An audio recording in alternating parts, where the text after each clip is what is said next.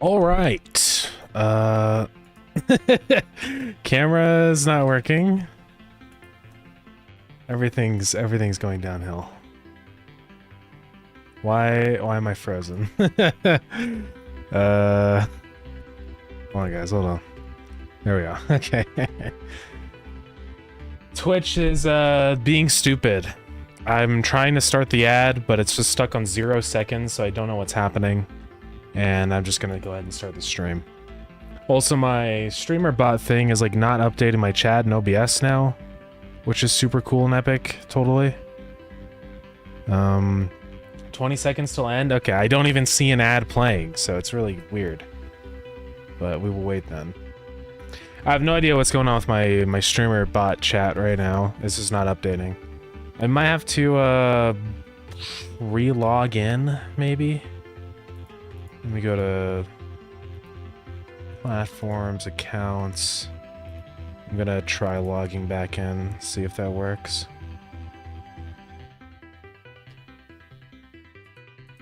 Let me send a test message to see if it works now. Okay, it's still not working. I don't know what's wrong.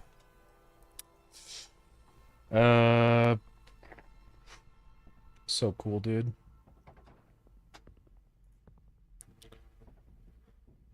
What's up with this?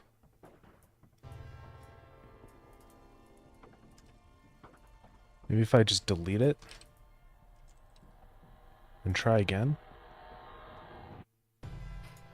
No, it's just still not working. Well, that's annoying. Because now I'm just gonna have to have the chat open also, which is always stupid. Whatever. I don't know what's going on with it. Dedicated. Maybe it's some stupid premium thing where I have to pay to get the up-to-date messages or something dumb like that. I always hate when that happens. Let me give it one more test. Let's do test number 2. Okay.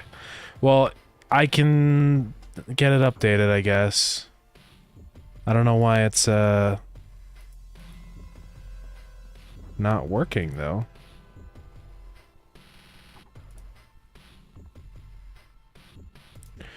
Whatever. We're just gonna do it this way. This will work just fine. Okay, I guess we're fine. I'm just not gonna do the WebSocket server anymore because it doesn't even work, so what's the point then?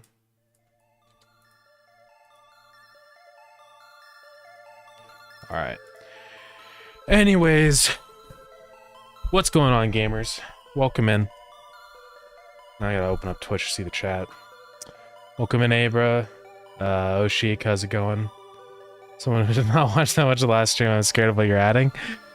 Don't worry, it'll be epic. Totally. I forgot to turn my light on. Okay. Just played your intro from D2 Jam. Very nice job. Well, thank you very much. Appreciate it. Yeah, it was fun. It was fun working on this jam.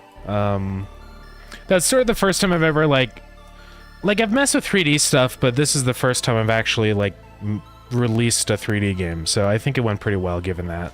And ODA, right? It was a lot because I had to, well, the music and sounds, everything. Yeah. But thank you very much. Appreciate it. Yeah. It was fun though.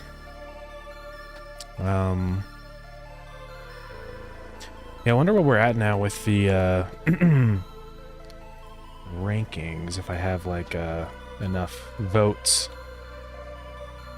Now it's showing stupid Logitech stuff.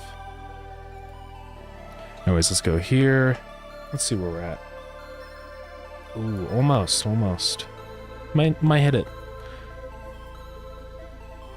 So thanks for the nice graphics. Make fine edition next editions easier. Yeah. Yeah, no problem at all. Yeah.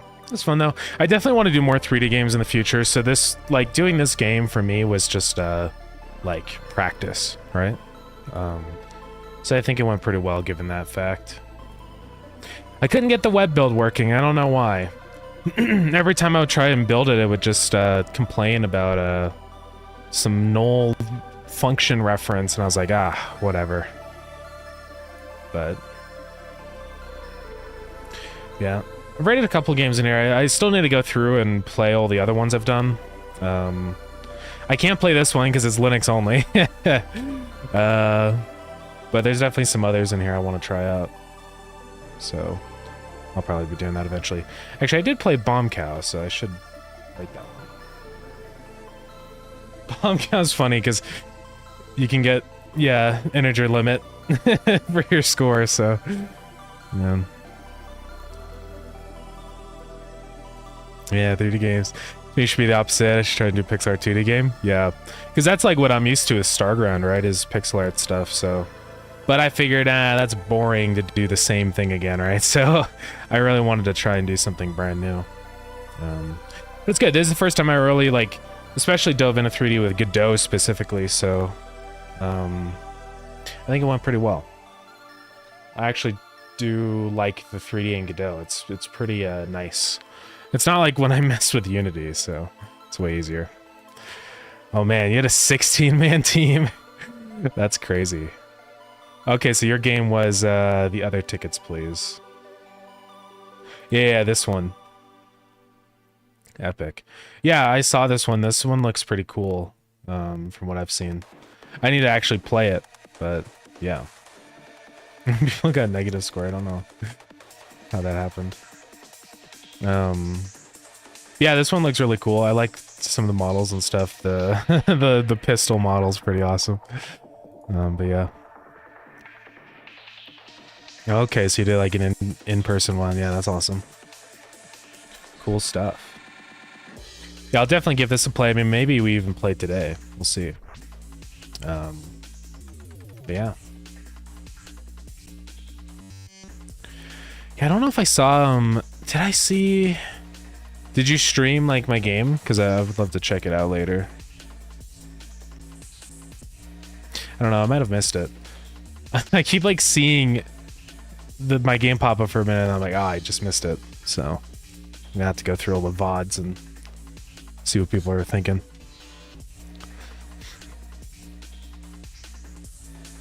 Yeah, from pros to literal rookies, yeah. No, that's good. It's always nice to have sort of a mix, right? Because then it's like, I don't know, good opportunity for the new people to learn, and like, I think it's also like good team managing experience, right? For more seasoned jammers. Didn't stream sadly. Yeah, no, that's all good.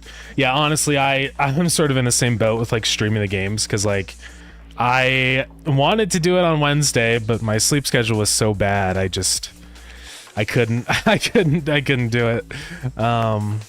So that's why I just eventually like, okay, I'm running out of time. I'm just gonna start rating the games and playing them, because who knows when I'm gonna be able to stream it. Maybe we'll play some today. So, you know, Rick Rules stream it. Yeah, I saw that. That was epic. I joined in just toward the end, but yeah, that was sick. I wasn't on my regular account, so I didn't say anything, because it doesn't look like it's me, but yeah. Yeah, it's cool. Yeah, so far I think everybody's enjoyed it.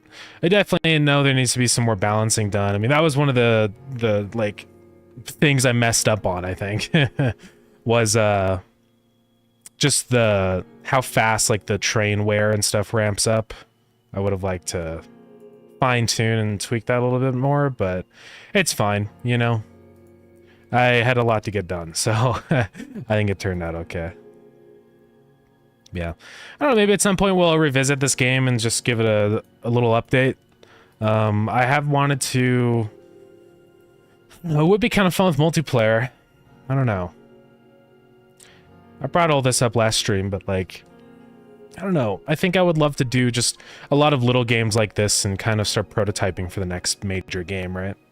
Because we're obviously right now we're still in the middle of Starground stuff, but I think at some point I'm going to have to decide like what's the next project I'm working on, right? So we'll definitely get there. Battle Pass button, guys, just you wait. Yeah. Anyways, today we're working more on Starground. On the April Fool's update. So I'm getting there with it. I'm actually making a couple changes to things that isn't like just for fun. One thing that I just did recently is for people that have been modding or know the code a little bit better, there's a lot of places in the game where I've done this, where I like reference this node. I say var main is equal to get node, you know, res, or not res, root multiplayer. And that's essentially like our world manager node or whatever. But it's bad because like, why do I do that everywhere? I could just grab, you know, of one reference to it at the beginning of the game, and then I have it forever. So that's what I did, is now inside of global there is a reference to main, and I also gave it a class name so you can use the functions and stuff. So yeah, pretty epic. I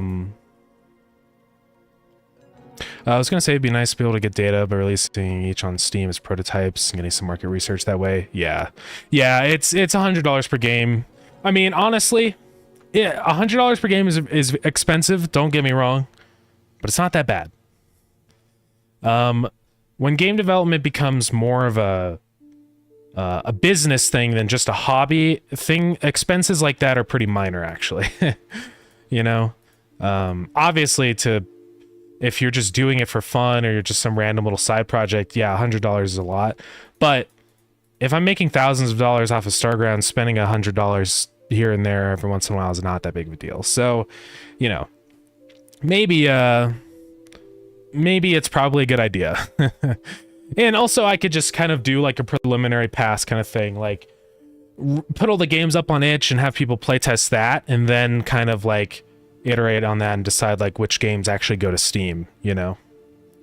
Yeah, right. You also get the $100 back. So it's not like, I'm not just throwing it away. It's just sort of a security deposit, right? So it's not really too bad. I mean, honestly, to make $100 on Steam is pretty easy. You know, as long as it breaks even, then it's fine. It doesn't matter. So I don't think it'd be too hard to make $100. Yeah, how'd you find Godot's 3D? As a 3D artist, I always find it frustrating, especially the import workflow for 3D models. I thought it was fine. What I did for all the models in the game was I just used the .blend files. I know you can export it as like a GLB or whatever, or different formats. I've done it in the past as with exporting as GLBs, but it's just kind of a lot of work. What I got set up is just, yeah, the .blend. So what I would do is in here, I can show you. I just have a big folder of all the .blend files. And here, so these are all the .blend files, and then a couple OBJs for some mesh things, mesh instances. But yeah, it was pretty easy because you just edit it in Blender and then save it in here, and then whenever you make a change in Blender, it automatically updates in Godot. So I thought that was not too bad. The only thing that I kept running into, which was really annoying, is the model, like the surface overrides sometimes just delete themselves. So like on here, for example, like the roofs here, I have like the surface override as wood. I don't know why it's not the surface override right now though. It's just not there, so I'm not going to touch it. I don't know what's wrong with that, or maybe I'm doing something wrong. It's like resetting the textures every time. But if I could figure out why that keeps happening, then I don't think it'd be too bad. So yeah, it's so confusing. I don't know why, but I never got the material override on import to work. Is that, yeah, I don't know. Let me go look at the .blend import options, because maybe in there is the solution to my woes, right? Yeah, $100 are peanuts in the scheme of things developing a commercial game. Yeah, for sure. 'Cause yeah, where is that? Like, because maybe that's my issue, is that it's importing the materials. Export materials. Yeah, see, maybe if I change that to a placeholder, that would fix my issue. So that could be what's wrong. But I mean, I thought it was fine. So it seems to be nice to use, and I can update things really easily without having to like re-import and restructure all my scenes and stuff. So yeah, see why itch is so popular at the moment. Yeah, itch is definitely nice. Like just for, I would like itch is nowhere near the level of Steam in terms of like helping your game succeed. Like Steam does so much, like with the Steam Next Fest getting like thousands of wish lists. It's great. So it's absolutely worth it for that. But I think itch is nice for just throwing things up like this, like a little jam where you don't want to spend $100, right? So itch definitely has that strength. Fact is, I love setting the materials in Blender. Yeah, I mean, what I do for the materials in Blender is I don't actually create them in Blender. All the materials in here are in the project. The only thing I do in Blender is just assign the mesh data, you know? So I'm like, okay, this will be the metal one. And then I just go in here and set the surface override so it tells it which, you know, material it should actually be. So if the placeholder material thing stops it from deleting these, then maybe that would fix all my woes with it. Usually workflows in both Unreal and Unity is to make materials directly in the engine. Yeah. Because yeah, that's what I got going on here. This is all just with like the regular old material resource, but could also do like shader materials in here too, I think. I think they have visual shaders. And also you can program it. Don't understand why Godot devs just to set this import pipeline. I feel like it's different just to be different. That's fair. Yeah, I mean, I don't know. I think it's I mean, to be honest, I haven't done enough 3D modeling stuff to know what the alternative is other than just exporting as a GLB. I mean, is that usually what you're typically doing? Or... Because the nice thing, at least the difference between exporting GLB and the blend files is like, I don't have to re-export when I do it in Blender. Like I just save it and it updates live in Godot, right? So it's super quick and easy. Oh God. But that's what I like about it. And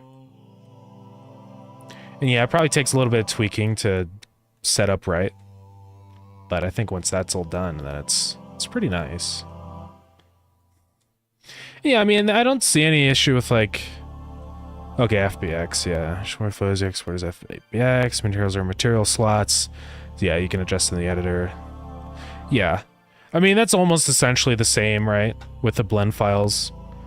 I mean, I guess the only difference is you just cut out the step of having to export the file again, and you can just save it and it automatically updates in here. I like the blend route just because it's so fast. Like, if I want to update this train model, and I already have Blender open, I just open the file, make my change, Control S, and it's here. Like, I can make a change like that in like 2 seconds. I don't have to re-export anything. So that's why I like messing with the blend. And I think, like, if you just make sure you disable importing the materials or so that they're just placeholders here, then that probably fixes my issue with the overrides being replaced, because then what you do in here is you just select it and then add whatever material you want onto here, right? So like I can put the pipe material on here, or the brass, you know, coal. It's pretty easy. I mean, I don't know, maybe it is better with an FBX or GLB. Honestly, just don't know. I haven't really messed with those, right? So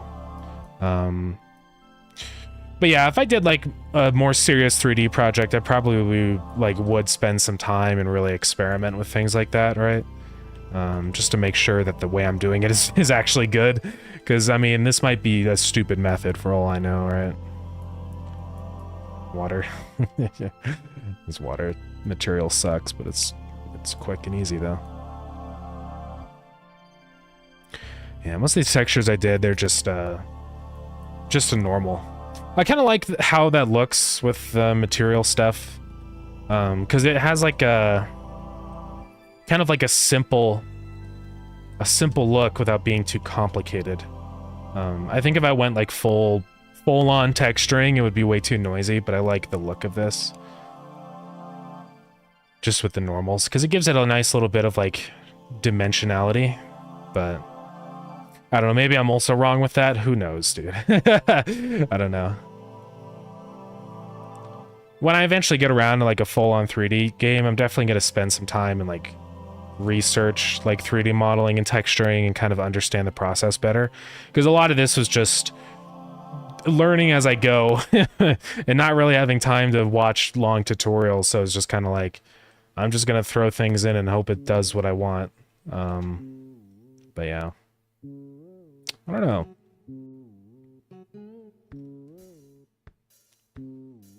I feel like you can't go halfway if you do realistic textures. Yeah, that's the tricky thing. You're right with like trying to go all in with like realism.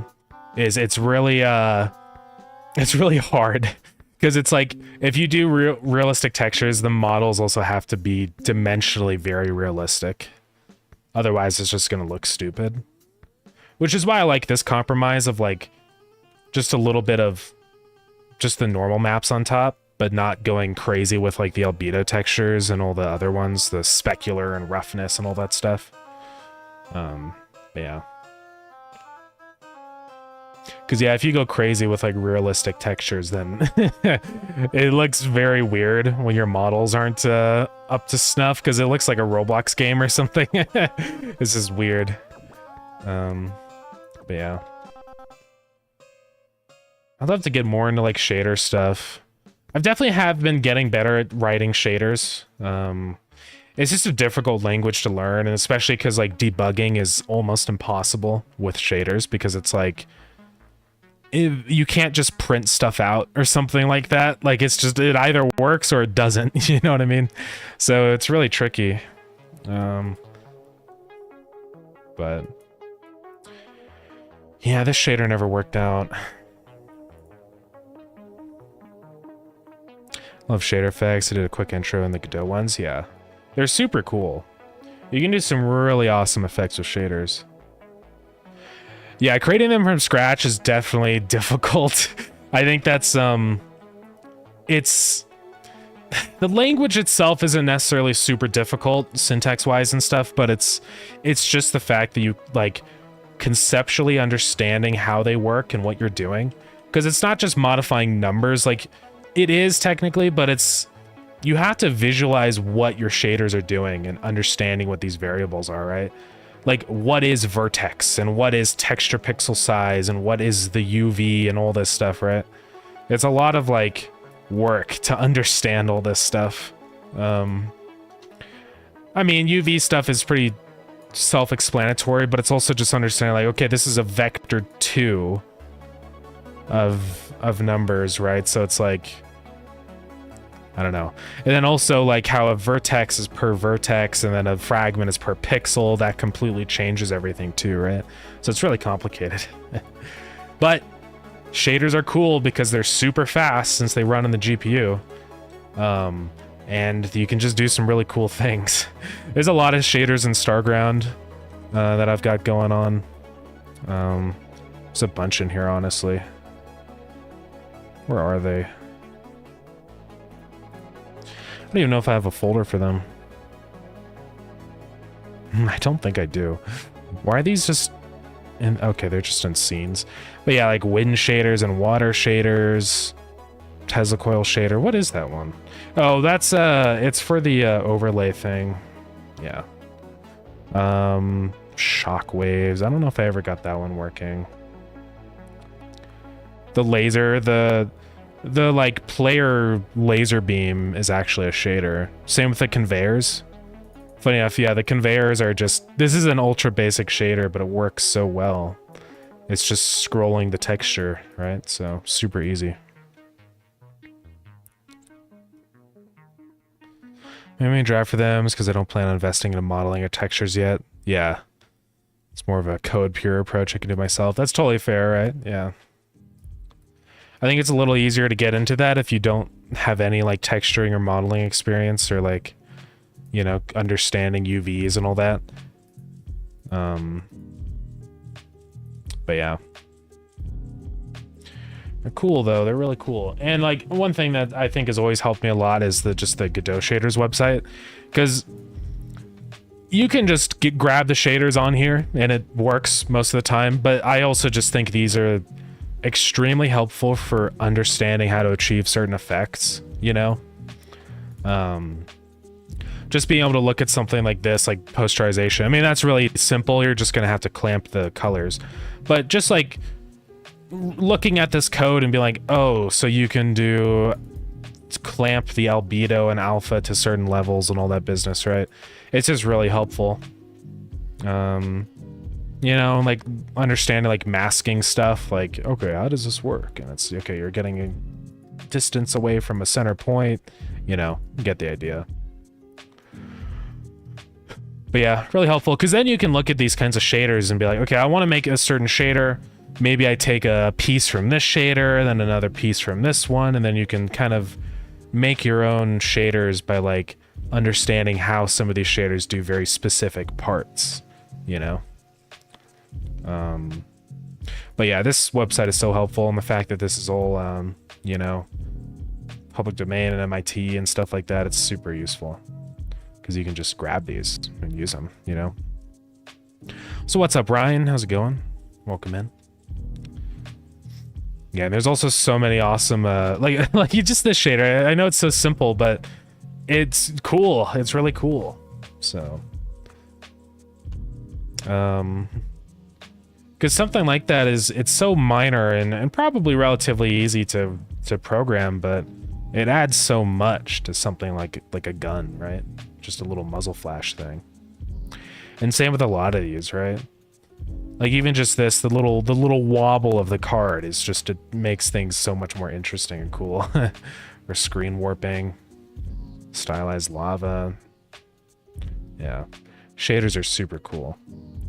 I think like taking advantage of shaders is absolutely worth the time. You know, sometimes it's a little frustrating and they don't work how you expect, but you know, there's so many use cases for them, and it can make your game so much more fun and just visually, I don't know, unique and wacky, animated, you know.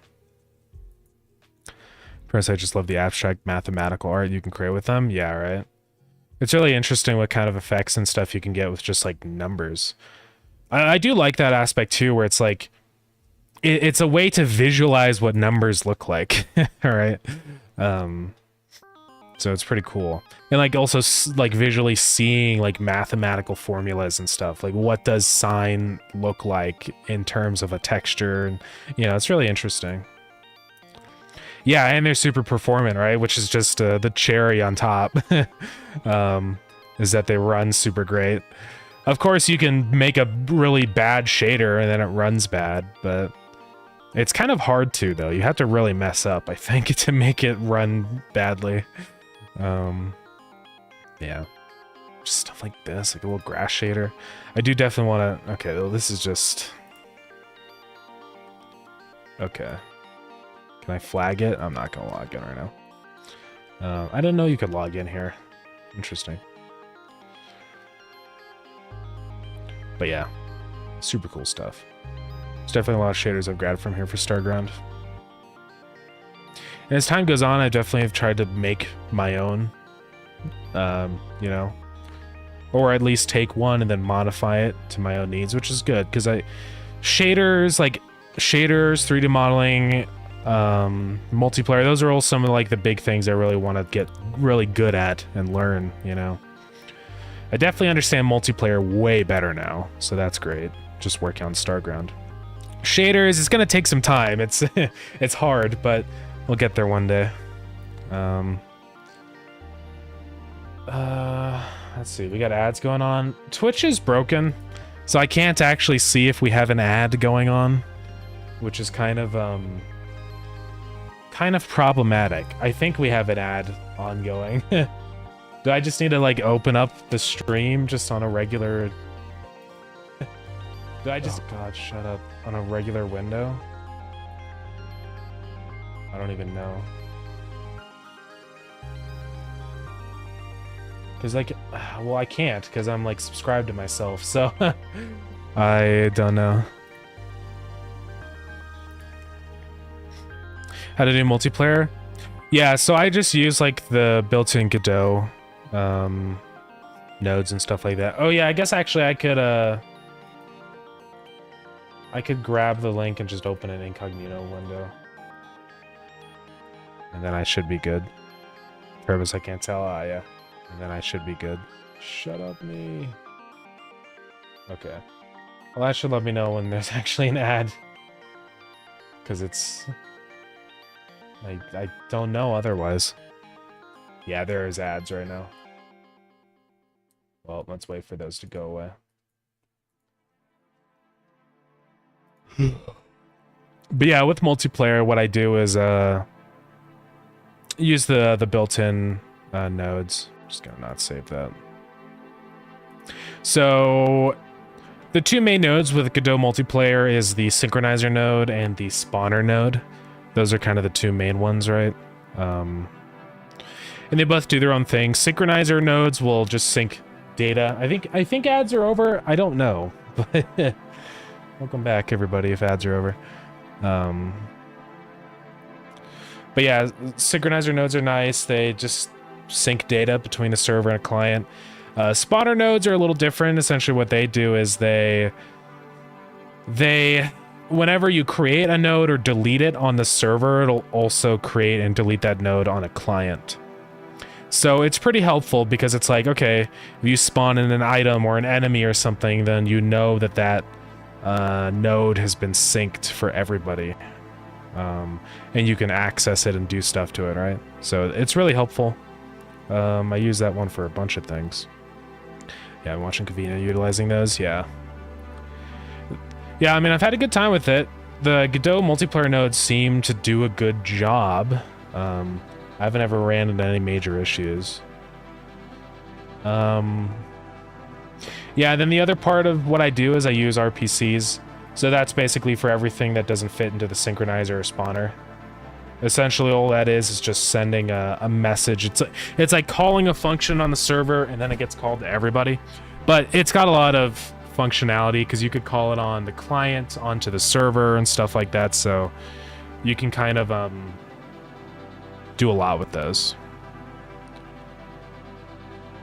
The only thing... There's hosting a lobby has to be shared. Yeah. So... with like lobby stuff, I am using Godot Steam, because it lets me do all the. That's an incognito tab.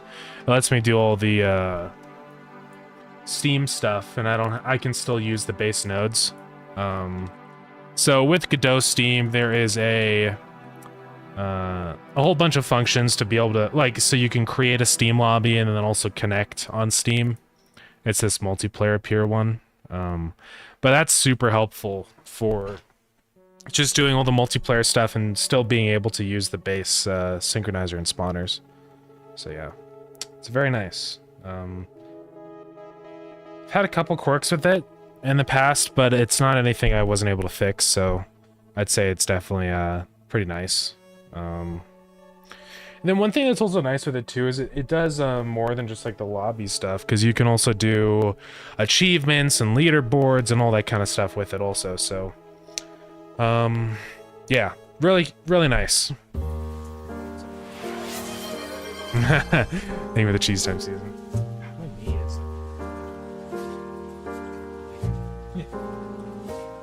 I don't have any paper towel or anything.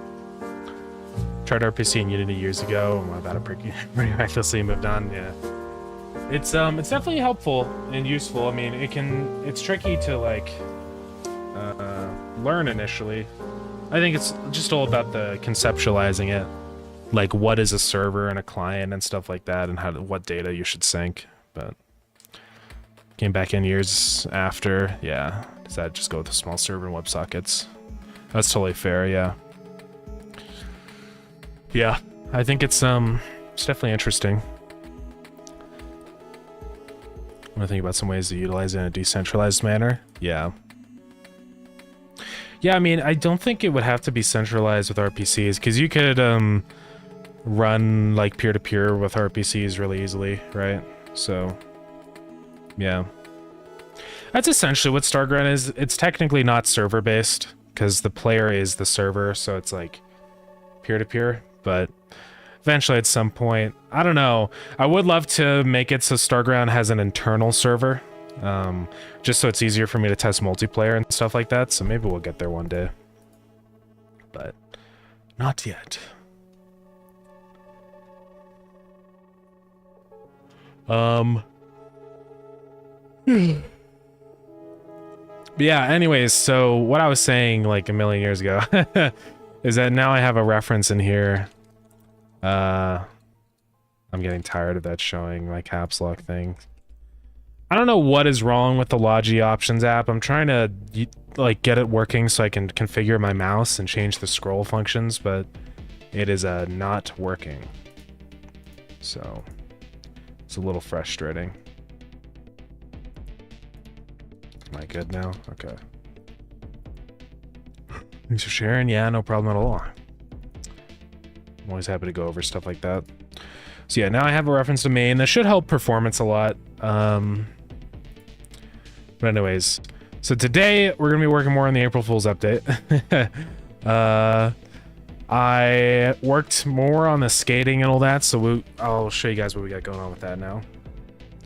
Yeah, my knee is bleeding right now. I need to get like need a band-aid. I don't have it. I don't know how I injured my knee. One day it was just, it hurt and it was injured. I don't even know how I did it though.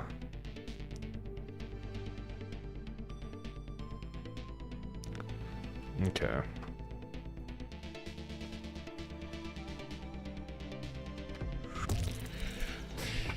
So we're gonna get this battle pass button over here working, and you'll see what that's all about. And this still happens. I don't know what that's all about. It's a bug with Godot. I know that there's a fix for it, I think, now, but Godot Steam isn't out for that version.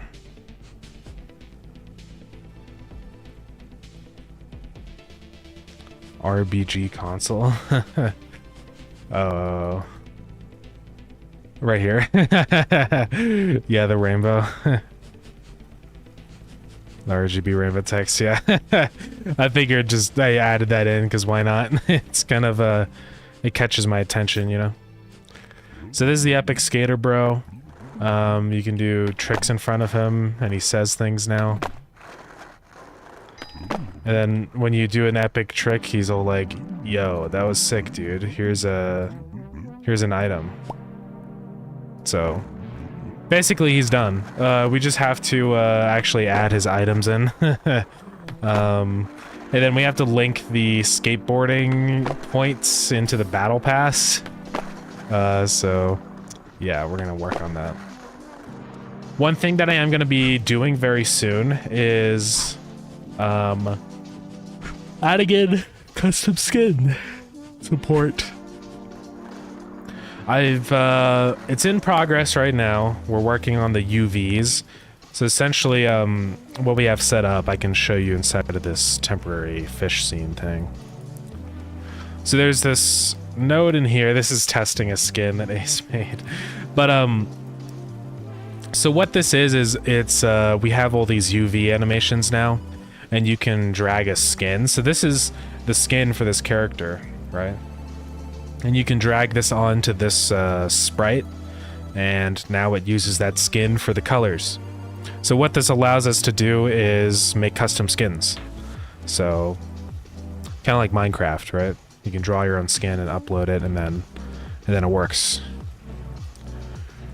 So, yeah. That's gonna tie into the battle pass. By the way, for the battle pass is an April Fool's. It's not like a real thing. It's not a real battle pass, just in case anybody didn't realize that already. But yeah, this is something I've been wanting to do for a while anyway, so I figured why not do it for April Fool's. So we're almost there. I'm just waiting on Dylan to do the other animations. We just have the idle one in here, but I still need the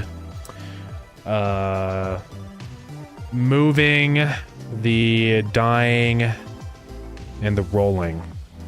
So those are the ones left.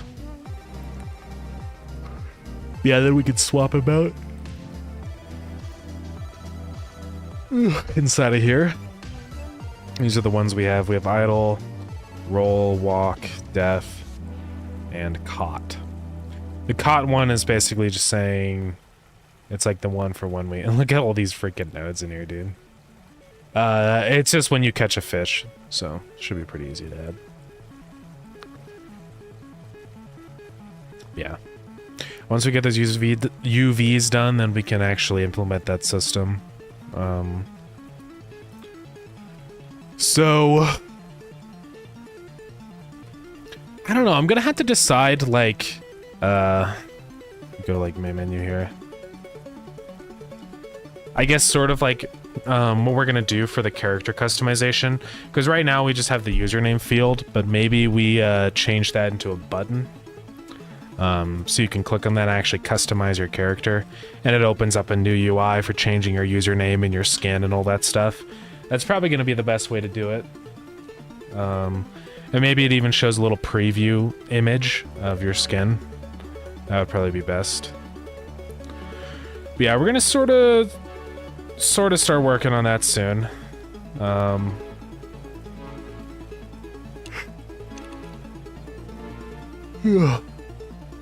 yeah. But let's go ahead and create this stupid battle pass menu. I don't know what I want it to look like. It's basically just gonna be like the Fortnite battle pass. Fortnite battle pass. So what does that even look like? It looks kind of like this or whatever, where there's like a bar on the bottom right of all your different rewards, and then it shows like some image of something. I guess that's how the battle pass is going to be formatted. It's like this, right?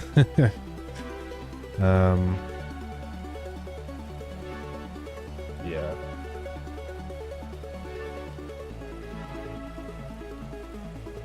I guess that's how we're gonna do it. We're just gonna have a little preview of the thing up there.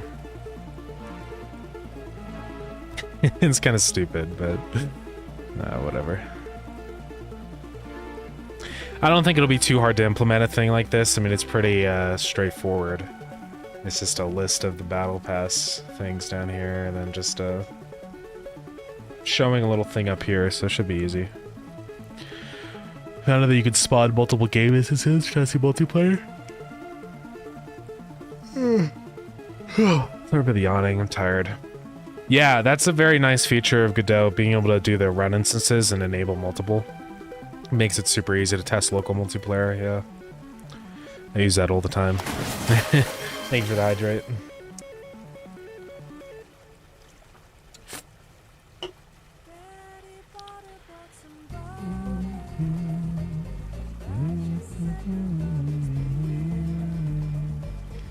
Alright, so we're just gonna go ahead and add our menu. It's gonna have a margin.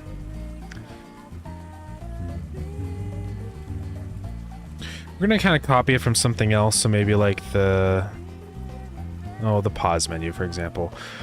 And just copy these nodes. Copy. Go back into the player. Rename this to the Battle Pass. Now, how is Battle Pass spelled? Is it like one word or Battle Pass?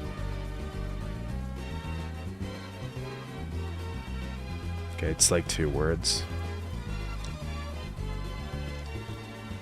So let's paste that in there. Now we have a little menu over here. Get rid of all this crap.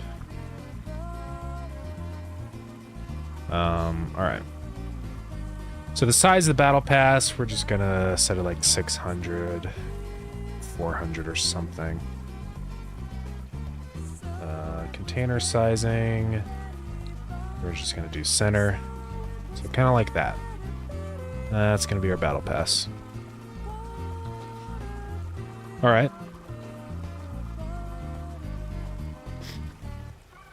Let's move it down here though.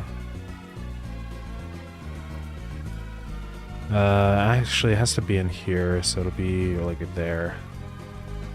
Alright. So what's gonna be in our battle pass? That is the question.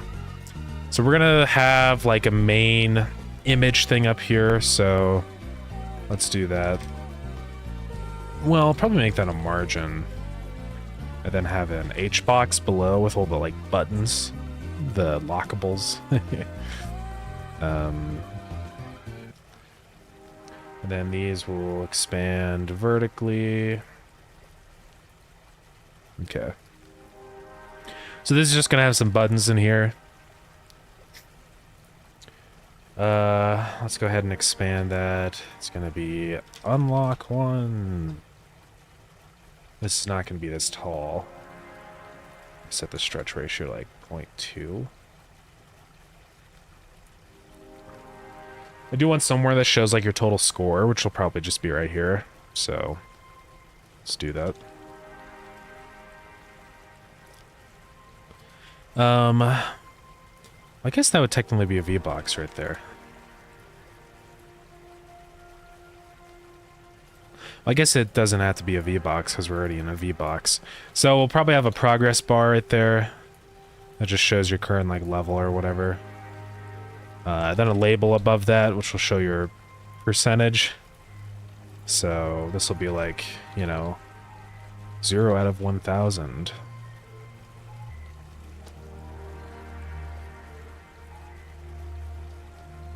Give this a minimum height of like 12. Nah, 24. Nah, 20. Nah, 18. 16, okay. This will be centered. Might as well change this to a rich text label now. No scroll, no auto wrap, fit content. Okay, so our progress bar is going to be here. Maximum value will be whatever. We'll figure that out later. So this is just going to go up like this.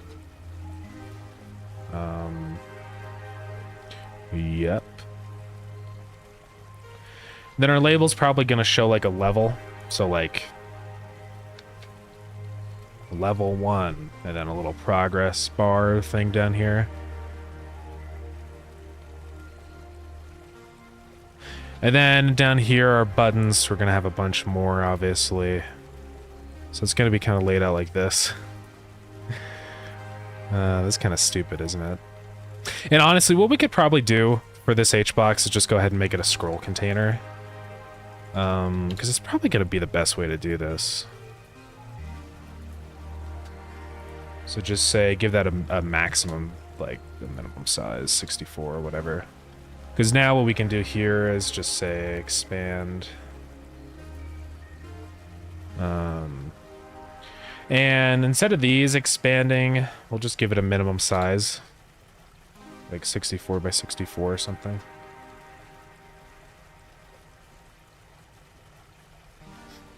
Now I should be able to just paste a bunch of these in here and you can scroll. Yeah. So vertical scroll will be off, but horizontal scroll will be auto. No idea if this is going to work very nicely with a multiplayer, but, or not multiplayer, controller. But honestly, I don't think it matters. And then on this, I think we have to say follow focus. Yeah. And probably give this a little bit of a margin.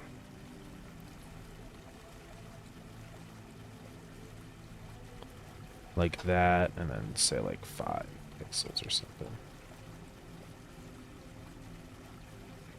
Yeah. Okay, so this is going to be the sort of layout we got here. I do want the text to auto wrap.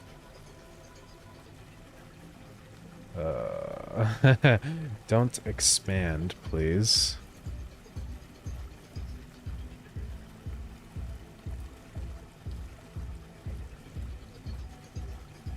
Okay. And of course we're going to save this as a scene. This isn't going to be just a thing in here. I'm not going to duplicate it 50 times.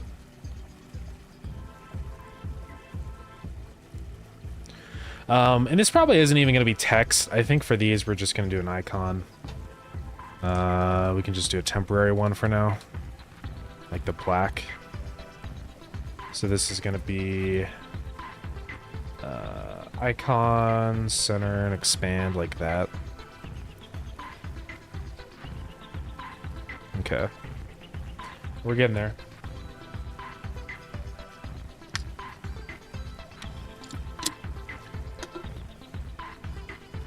And then up here in this margin, this is going to be like our main zone. It's going to have like the texture rect and stuff of our reward. It's probably also going to have a rich text label there too, just on top.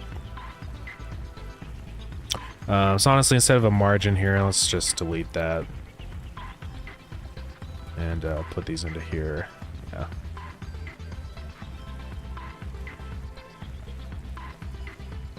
These will expand.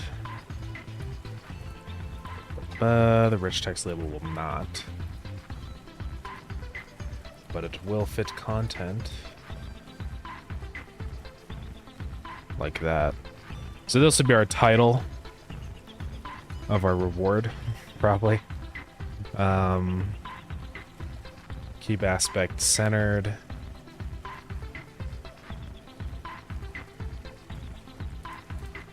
That's pretty much it there.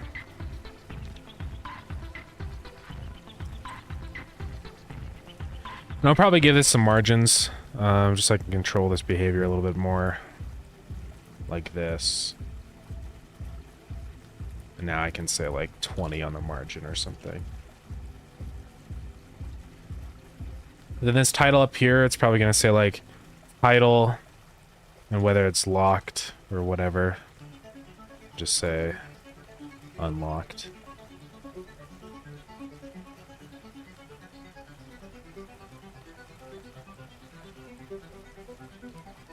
Okay.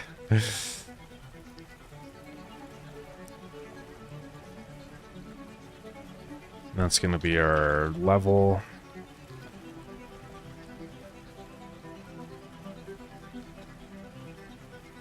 And then this is just going to be our battle pass button. Okay. And then these will be unlocked at different levels. So this is going to have a script for battle pass button. We're going to save it as a scene. As battle pass button. So this is gonna have, let's see here, at or var unlock level, right? We'll just start at 1.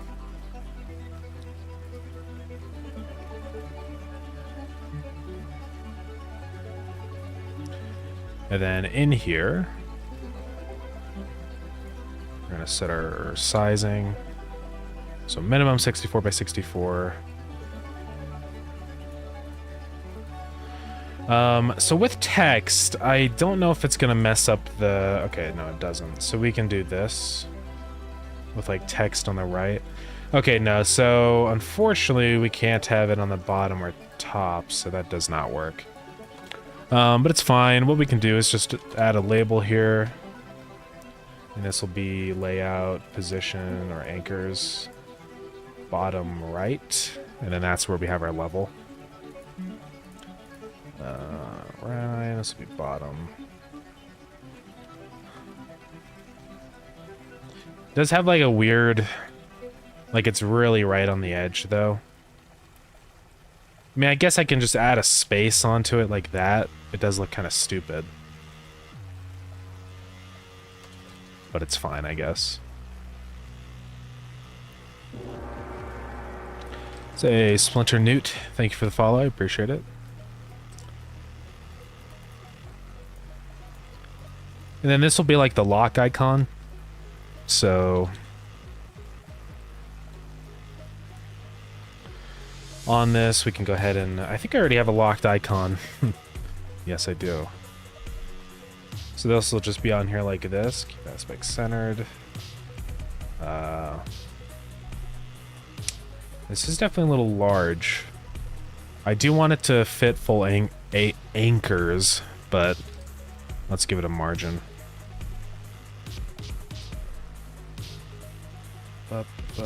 Anchors, full rect.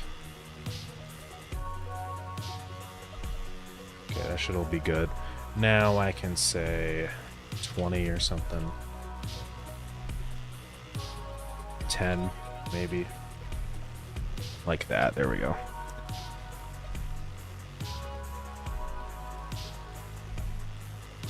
So, function ready.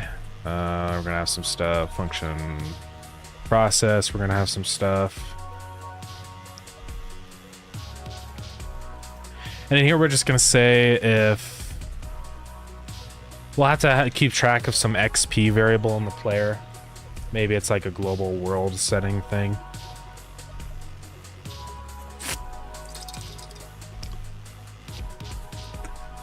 Might be the best way to do it.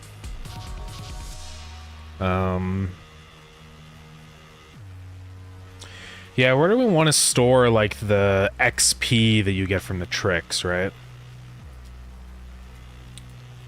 That is the question.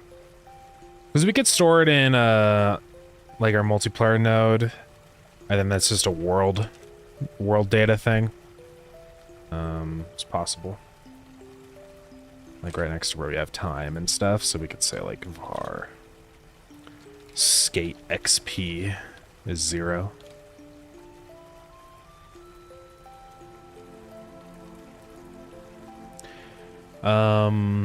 Then down in our saving and loading, so save game, we'll say skate XP,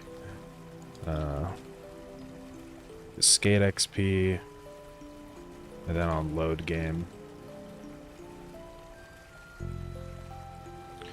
And here we're gonna say skate XP is equal to world data dot get skate XP.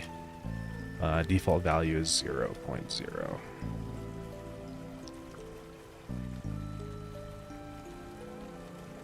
Let's make sure I save it properly. Yes.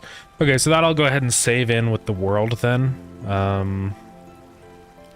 It's kind of a stupid number that doesn't really mean anything, but I figure I might as well save it, I guess. So now inside of the Battle Pass button, we can check our XP. So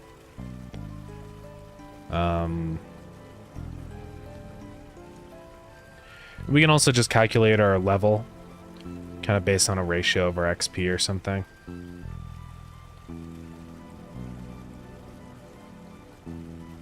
So I wonder how we would do that, though. What would be the formula we want to do? Because, like, we could do something like this, where var skate level... Let's graph this in Desmos, just see if this seems right.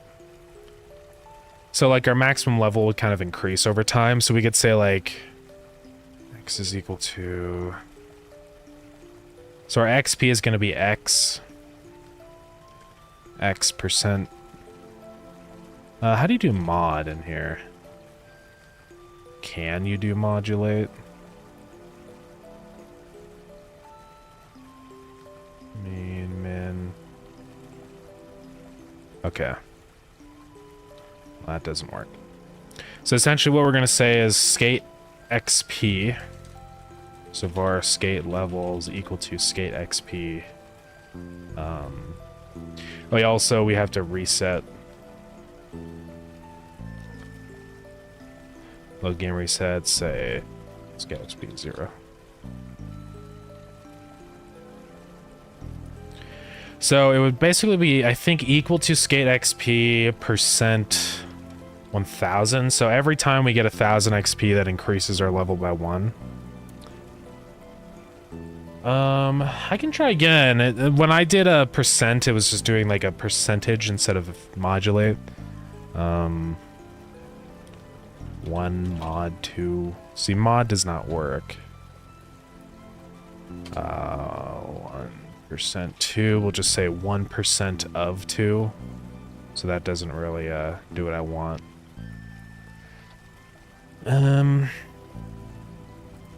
Yeah, I don't know how to do it in here. It might be one of these functions. Oh, there it is. So there is a mod function. It's just... Yeah. Is it like that? Okay.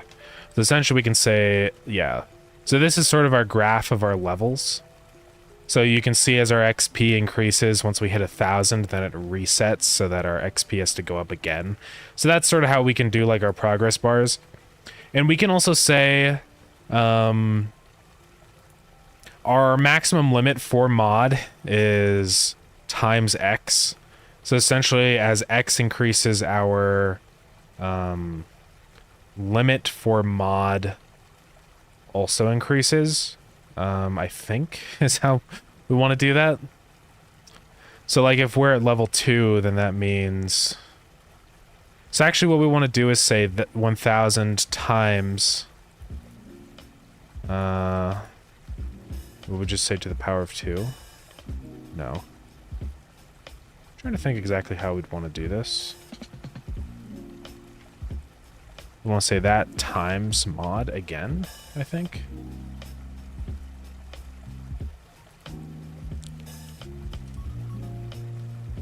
Okay, you can kind of see what I'm getting at here. It's laggy, super laggy.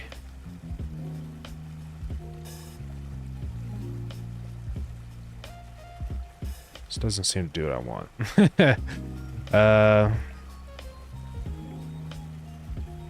Because I'm thinking here, like if our XP is 1,000 and then we say... Or no, we wouldn't multiply that by that, we just multiply by X, right? But X divided by like 10 or something.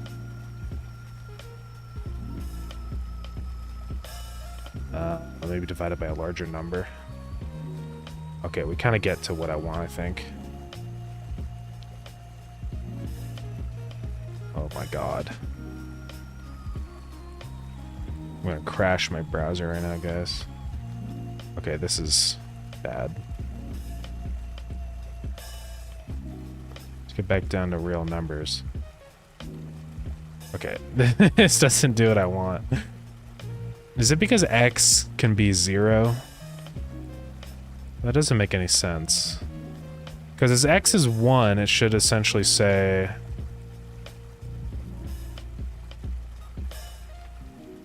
We can just say multiply by X. Because then once we hit 1,000, it'll say 1,000 times 1,000, which is 1,000,000, so that doesn't make any sense. Well, yeah, it should be X divided by 1,000, so that once we hit level 1, or say that 1 plus that, so that doesn't become 0. Yeah, well, that still is like being weird. This is essentially sort of the graph I want though, right? So you can see it's like, it starts off the limit being like tinier, but as each level goes up, the requirement for the level increases. I can do this easier in Godot, so we'll do that. But okay, so this is once skate XP is 1,000, level will be 1. So I'm essentially gonna say that.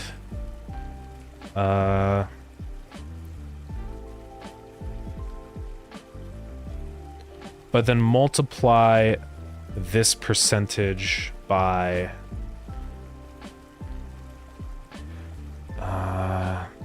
times skate XP divided by 1,000. So let's think here. So if we're at 0, it'll be... Yeah, so we have to say 1 plus... So if we're at 0, it's just going to be 0 divided by 1,000, which is 0, plus 1, which is 1. If we're at 1,000, that means we're now going to be at 1,000 divided by 1,000, which is 1 plus 2, which is 1,000 times 2. Yeah, so it should be mod 2. 2,000. I guess that's the issue with this formula, though, is that it changes, it's never going to work out. I'm not sure how we're going to do this.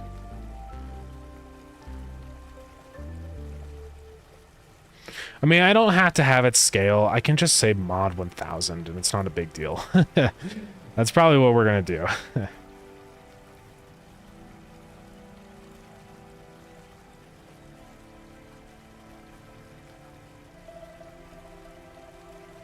So let's do that. And then we're also going to have to synchronize the skate XP. Why is this, oh yeah, it's going to scream because... So inside of multiplayer setup, or in main menu. Ship it, yeah. It's totally ready. Yeah.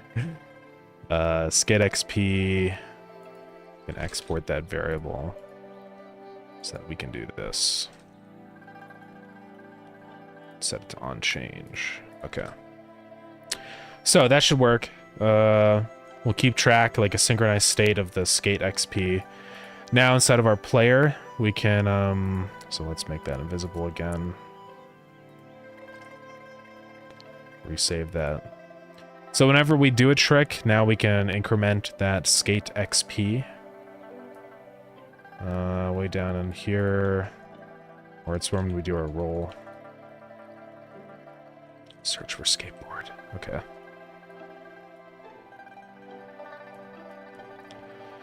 So this only happens on the client side, so we are going to have to send this as an RPC to the server.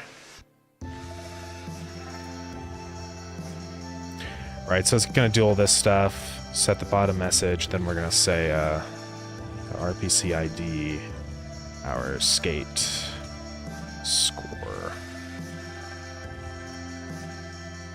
And we're just going to do that to global.main.add skate score.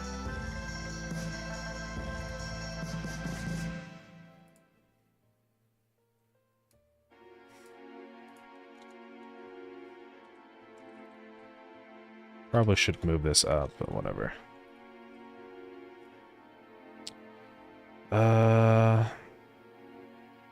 We don't want that stuff anymore there. Anyways, we're just gonna say skate XP plus equals new score.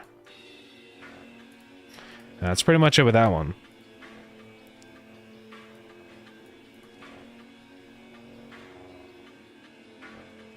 Somebody's now back inside of the Battle Pass button. Now we also know what the, so we can say like global.main.skate level, right? So we can say if global.main.skate level is greater than or equal to our unlock level, then we can say disabled is false. And we'll actually do this.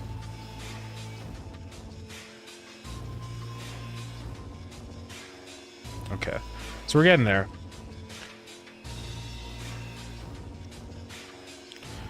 So we have Battle Pass button there. We probably want to get this set up so it like procedurally loops through and adds them all. So let's save this as a scene now.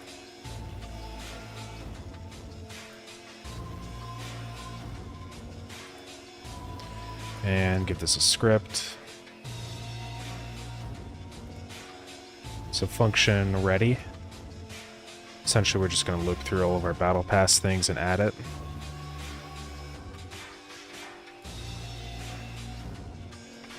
We're going to have a couple things in here. Export bar, button, containers, type of HBox. For I in range, 10 or something. We'll say button container dot add child. Button is preload res. I can't really preload it. It's fine.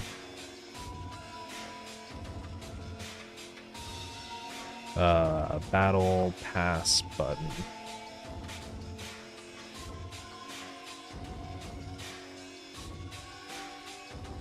Okay. So that's just going to loop through and add all these buttons down in here.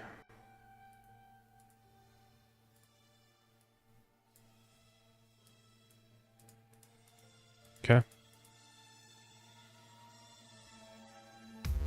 Yeah, so the reason why I can't preload it is just because of specifically how Starground is set up. Normally you do want to preload it, but with modding, preloading is bad. The reason is because when you preload something, it means you can't modify it because it's already like loaded. Technically, maybe there's a way to undo a preload or something, but it means that, like, okay, if I preload this button in here, it's going to load that reference to that button and like add it into the memory right at the beginning of the game. So I can't override scenes with preloading.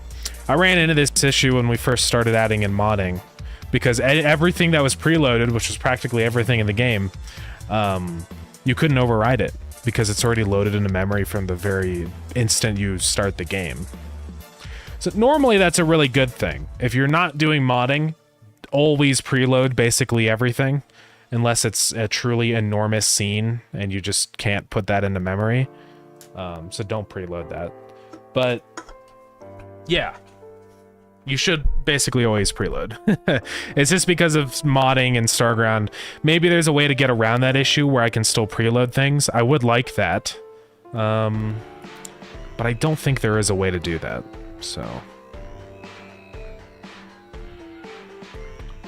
yeah, I don't know. I do want to look into that eventually and figure out if I can do that. So I'm also just gonna go ahead and say button dot unlock level is equal to I. Okay. I should be basically with that. Gotcha. I mean, there's almost some way to do something. Yeah. I think there's probably a way to get around that and still use preloads. I just am not sure. I mean, preloads don't really matter. Anything that I do need reloaded, I just put into, I have like a thing, it's like a caching table, so it just loops through the list and loads them all at the beginning of the game, so. And yeah, by modding, I just mean like modding, like creating mods for Starground.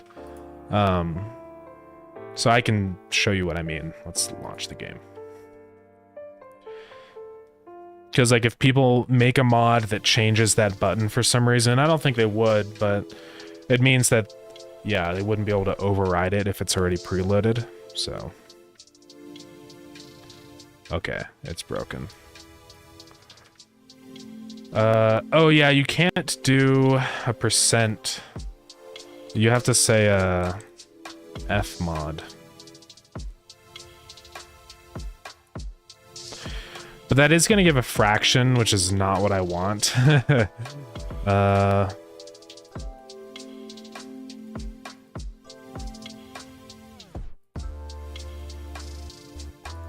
So can I change that behavior? Is it gonna... I don't know, we'll see.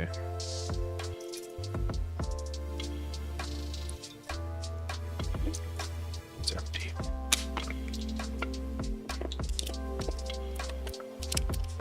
These cans are weak.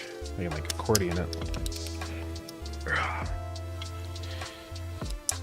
Okay, so I do have to use ints for that, which is fine.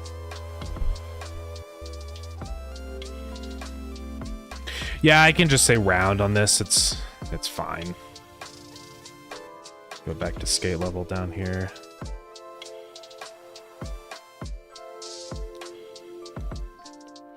Let's try that again.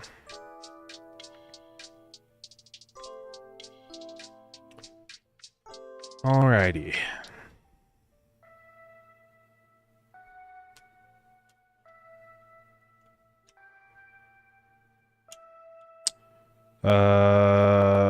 Oh, I had to do round I because that, I don't know why there is a round and a round I, if I'm being honest. That's kind of odd. But round I actually returns a integer. I mean, honestly, skate XP shouldn't even be a float. Skate XP should just be 0, so an int. Same as skate level, should be an int. Because it's not a float, so... Yeah, exactly, it just rounds it while keeping it afloat, so...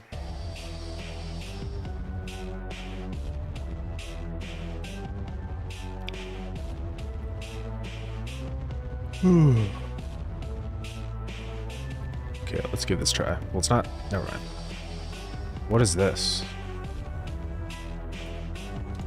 Wow. I have to make sure that says 0. Okay, this better be it. This better work.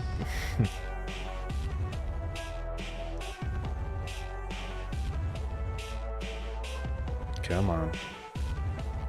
If it crashes again, I'm freaking. What? Okay, so world data.get skate XP. I guess it saved the world data at one point when it was not a real thing. That's probably what happened here. Sometimes that happens. It's not an actual issue once you, like, you know, when you play the game. It's just for me, because sometimes I save it while the game is still open, or it saves the world, and then it's, it, like, saves it as being a null value, so... Never actually happens, though. I just had to comment that line out, load the game, and then re-comment it, and we're good. Now I can add it back.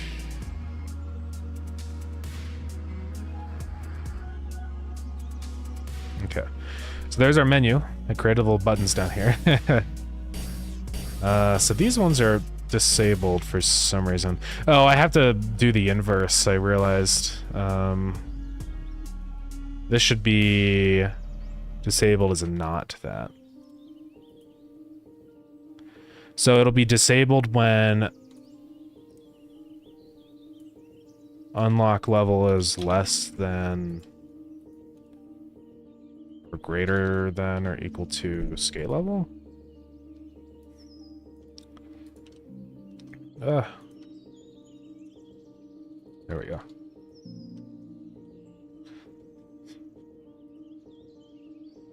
And also inside of our battle pass setup, this should start at 1. So I plus 1. Cool. So that should work now. Yeah, these are all locked in here now, so... Okay. Such a stupid thing, but... it's fine. Okay. And then we can set the icons in here and all that business, so... whatever, from disk. So let's keep working on the button. So on ready, I'm gonna go ahead and say this label.text is equal to string unlock level plus an empty character, so it's positioned right.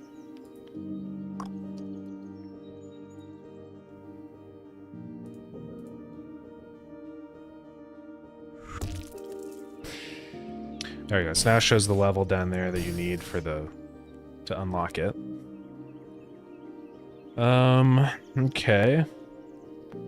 Let's also go ahead and actually update the XP number in there and stuff.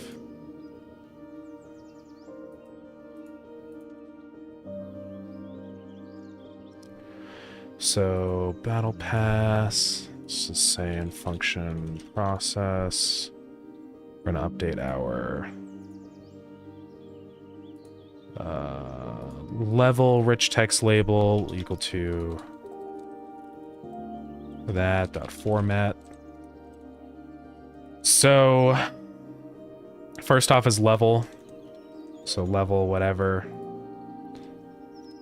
new line, and then it's going to show our current level, our maximum level out of 1000 XP.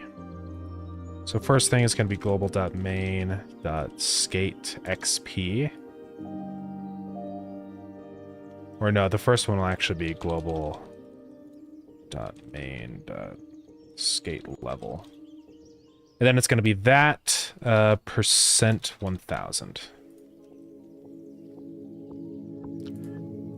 So that should update. Obviously, as you can see, everything's broken. Shoot. I can't, do anything. Here, let's fix this. So by default, the battle pass should be invisible.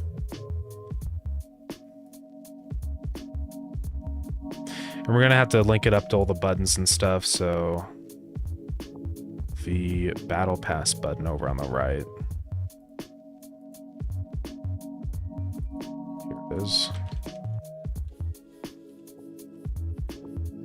Let's give that a signal.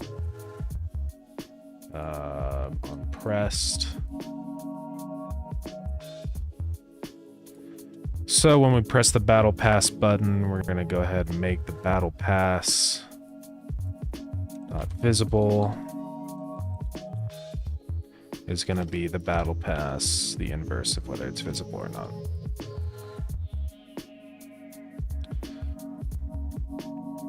I'm gonna try the fabled Jigglebone today. Oh yeah. I'm trying to mess around with it. It's I couldn't get it working because you need like a skeleton or like a rig to actually do it. And I didn't want to spend the time to rig a character that nobody was gonna see. So I didn't end up actually doing it, but I'm sure you could probably figure it out.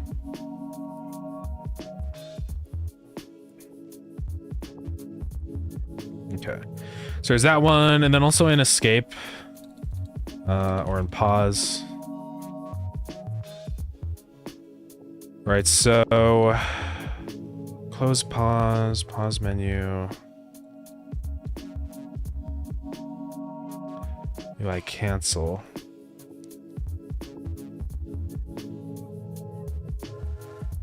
Okay, so this is where I do it.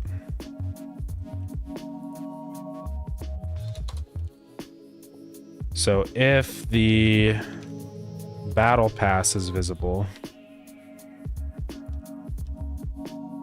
and set these other ones to be not visible. Or I guess it's just like that. So that should close the battle pass when we press escape. Theoretically.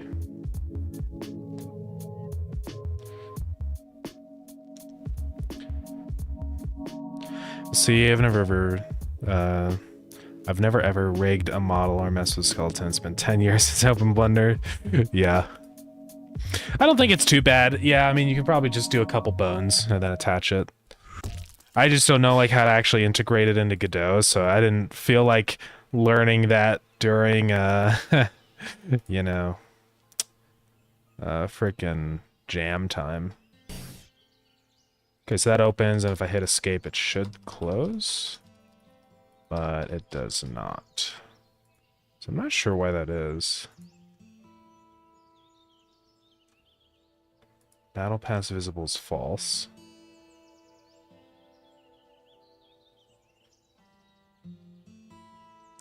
So what happens when I open up one of these, like, build menu or something?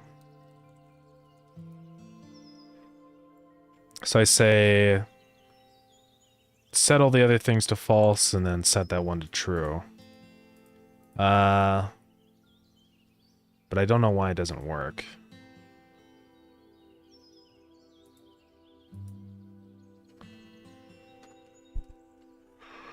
Odd. Yeah, it's definitely not a priority scope extension. Yeah, for sure.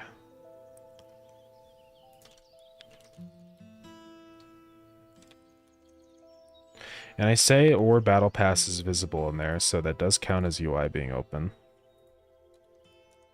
I'm just gonna print a thing in here just to... Oh, I crashed the game.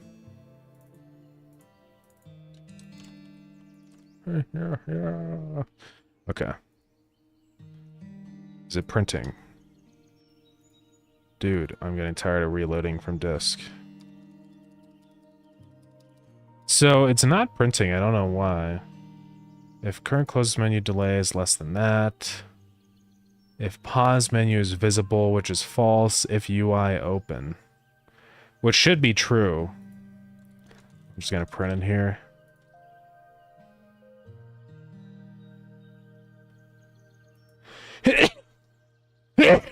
Oh, excuse me. Yeah, I do not know what's going on in here. It's just like it doesn't count as a real UI for some reason. Not sure what's wrong though. And also I have it invisible by default, so I don't know why it's visible right now. Let's go check this. Yeah, Battle Pass is invisible, so why is it visible? Did I just not save the script or something?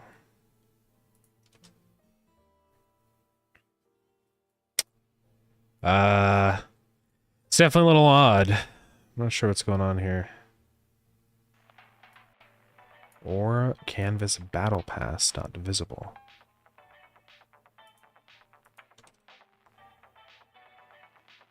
So I'm gonna print UI open here.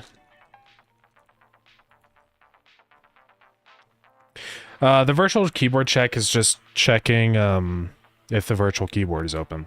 So it's not that. That's only for when you're on controller. I added a virtual keyboard so you can still type on controller. But it's not that. I don't think. All you can really do with this stuff is just start eliminating, right? So let's make sure it's not the UI open thing. Okay, it's definitely not that. So I know it's not that.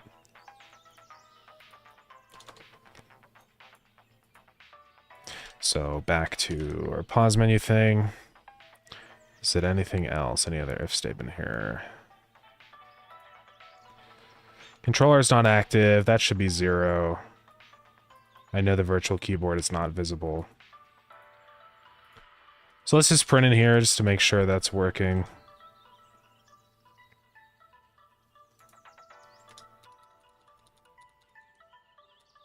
See, something is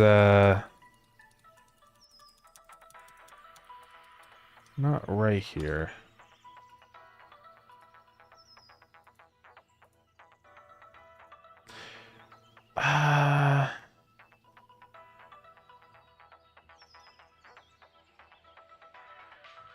Man, I don't think it's in close pause, because that's just closing the pause menu.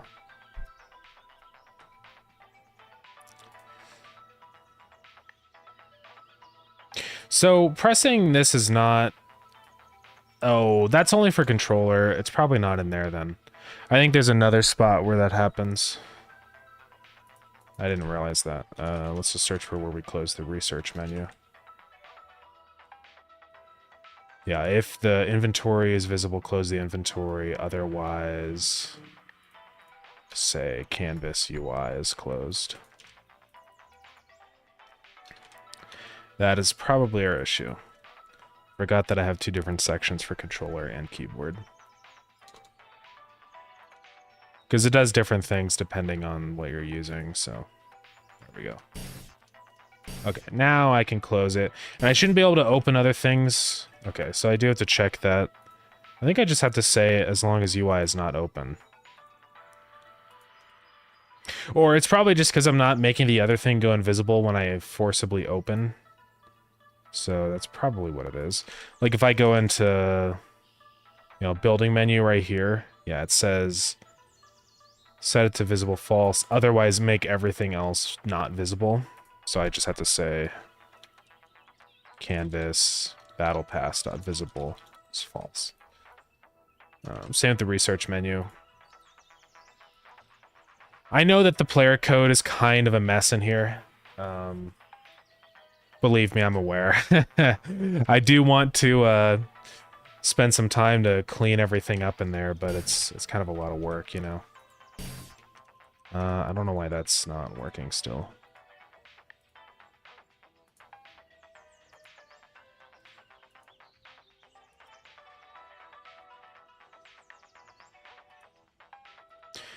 Maybe it's the build preview. Let's just search whenever we make a...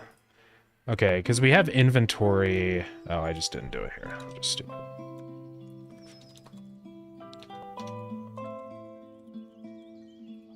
Yeah, I'd like to have a better system for this. Like, it just checks all the keys, and then it runs a function that checks which key was opened, and just sets it to be visible or not, so... There's definitely ways to improve that behavior, right? The way I'm doing it is kind of bad. So I also have to make sure that I can't press the button if I have a UI open. So let's do that. I also need to make it so the button is just completely invisible if it's not April Fool's, so...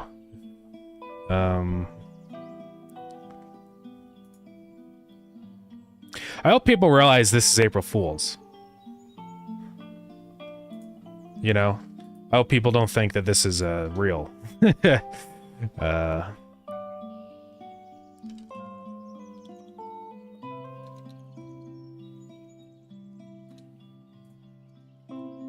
Let's see, time dot get date time dictionary from system.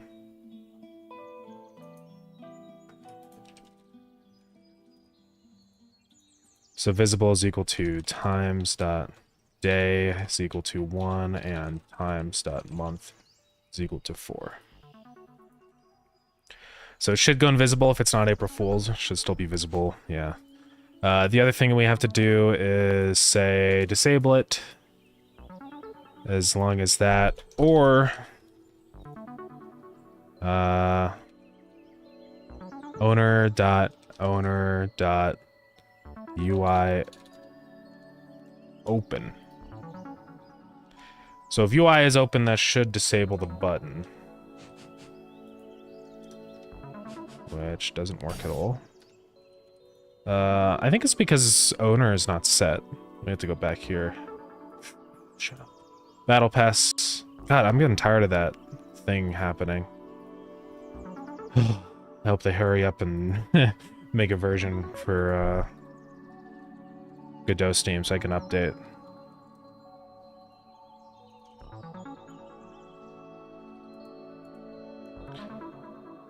Not sure what ideas you have in mind already, but you could have a fool skin as a battle pass reward. Yeah.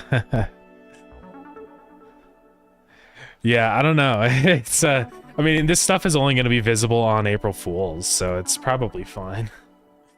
But I don't know. Okay, what now? Label is not real?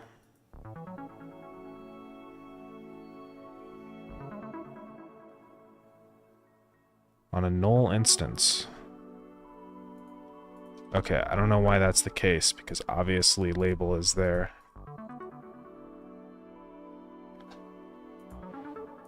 Swear to Gloop Gorp, guys. I'll make sure I put in bold text on the post that it is an April Fool's joke. So...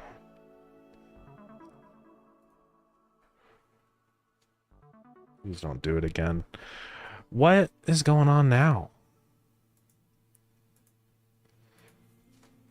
Label.text is equal to string unlock level on ready. Invalid assignment of property or key text with a value of string on a base object of null instance. So this is the script. We're saying get label. Yes.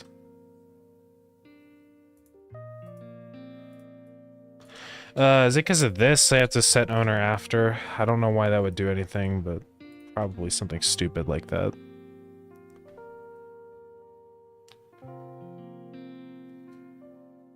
Let's see if that works.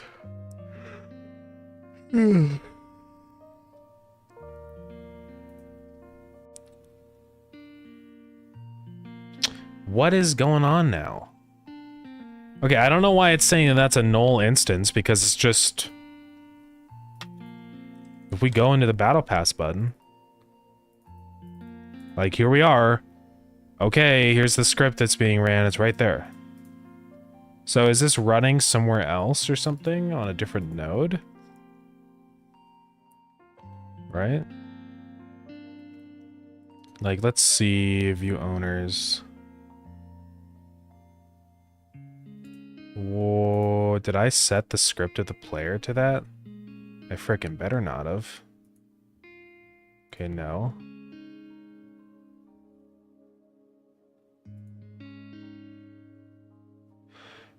Oh, what? Why did the... okay, I don't know why the script was assigned to that button.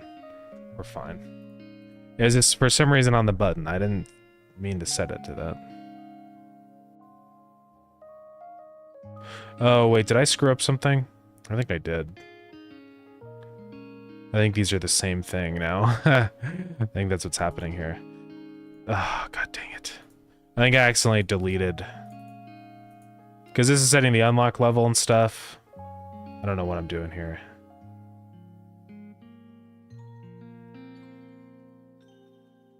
Yeah, what am I doing? It's because it's called the same thing. That's what happened. Battle Pass menu button.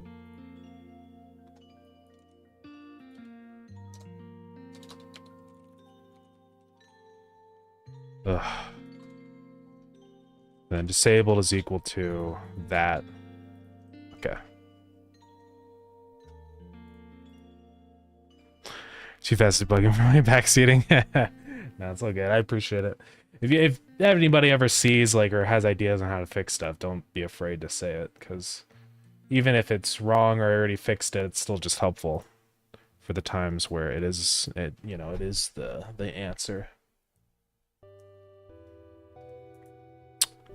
I'm gonna freak out. Oh, and that one I just say owner.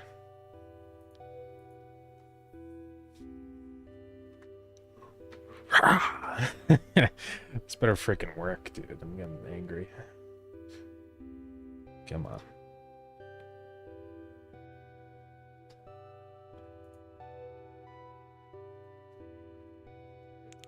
Okay.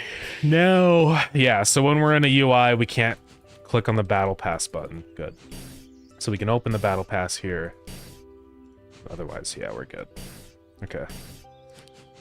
So it shows all the different Battle Pass levels down here. It should update this level thing now with the XP and stuff, so if I do some tricks. It does not appear to be updating it, so I'm not sure why. Are we getting errors thrown in here? Oh, shut up. Add skate score is not real. It's because it's not an actual RPC. I just messed up.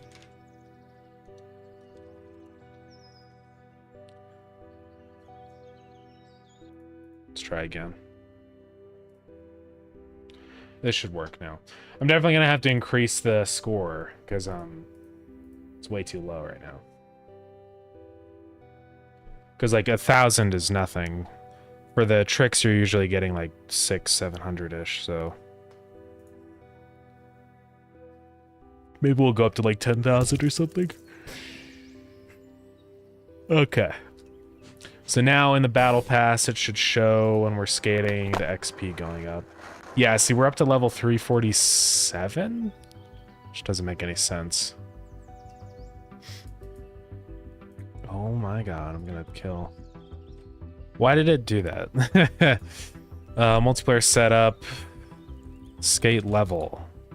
Should be skate XP mod 1000. Oh. I don't want to do mod 1000. I want to say divided by 1000. I think I'm just stupid.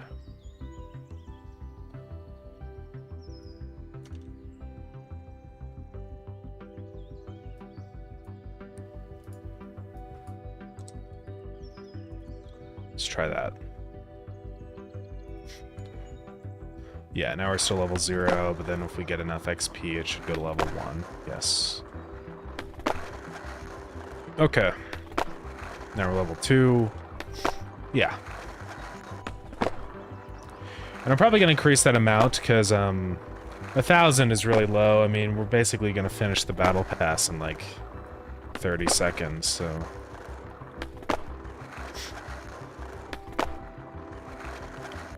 Yeah, we're almost done with the Battle Pass. One more trick. Yeah, we're done. So, yeah, we're gonna change that, because it's it's a little stupid.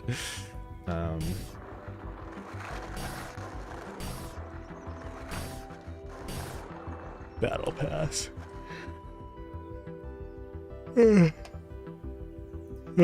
Okay. In the Battle Pass, let's also add a label. And this is just gonna say battle pass. Theme overrides. We're gonna set the variation of large.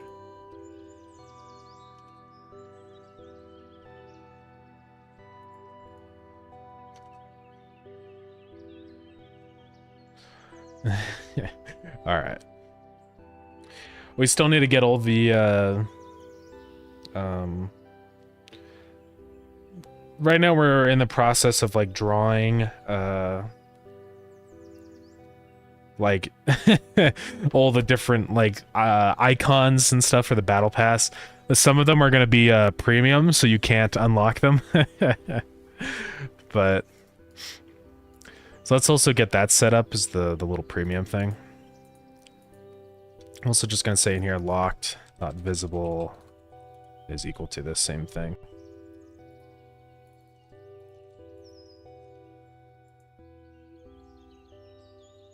Visible, so false, that means it's visible, yeah.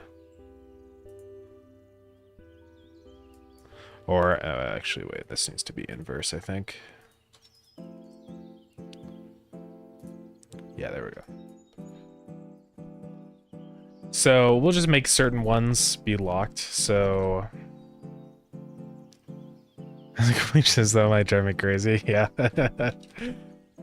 Or premium, it's false.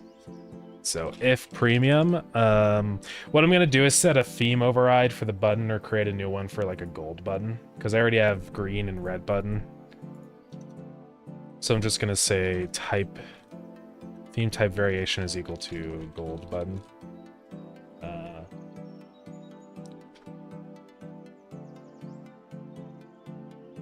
And I'm also just gonna say this stuff and not premium.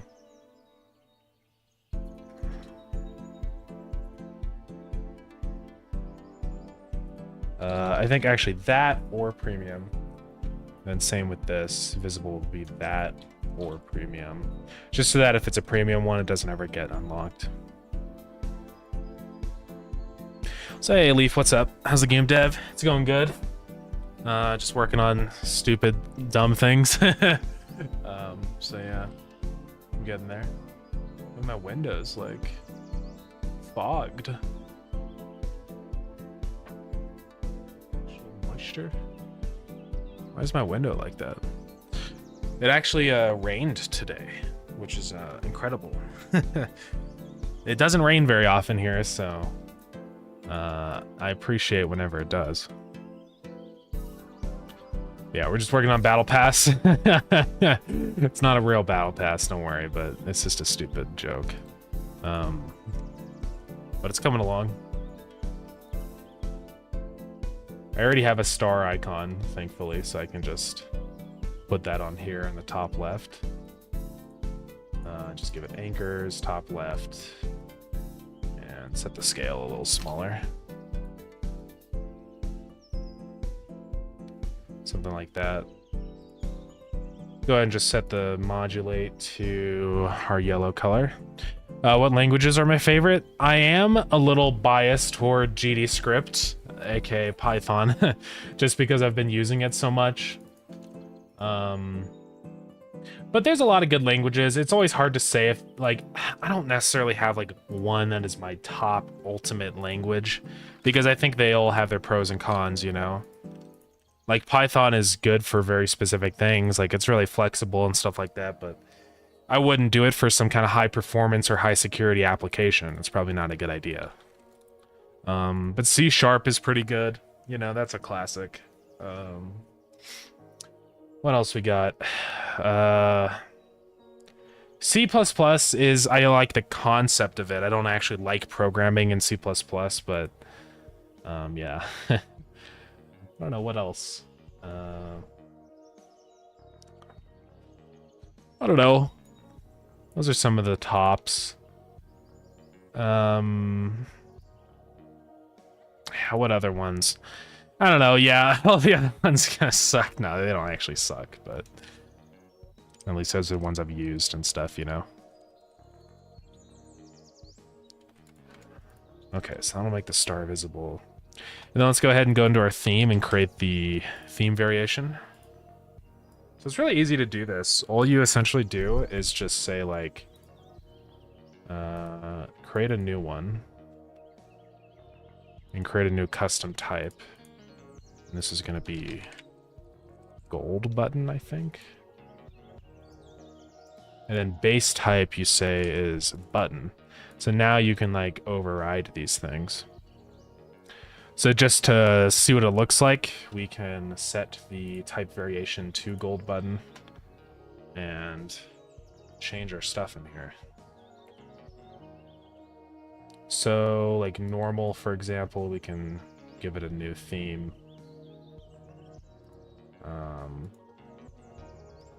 So for that, what I'm going to do is just copy the base one. So we're going to look at this one and then copy that one. And then go back into our gold button for normal.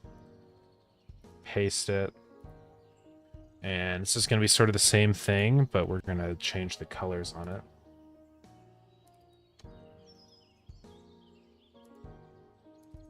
Just make it like orange.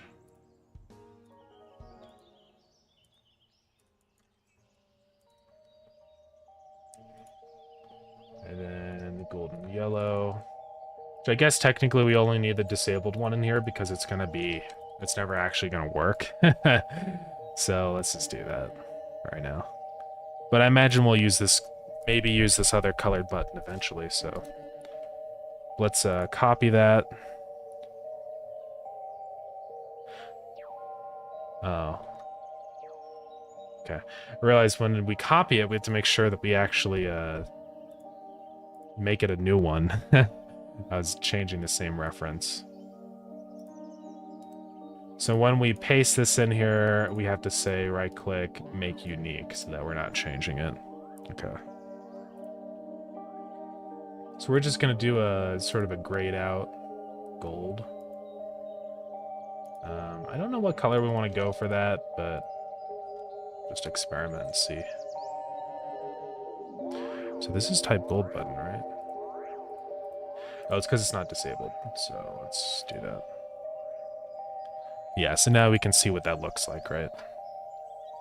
So, looks pretty good. And then let's just change the color of the border. Hey, Satellix, thank you so much for the raid. Welcome in, everybody. What's going on? How's it going? What were you up to today on your stream? Thank you for the hydrate. There it is. Got a big drink.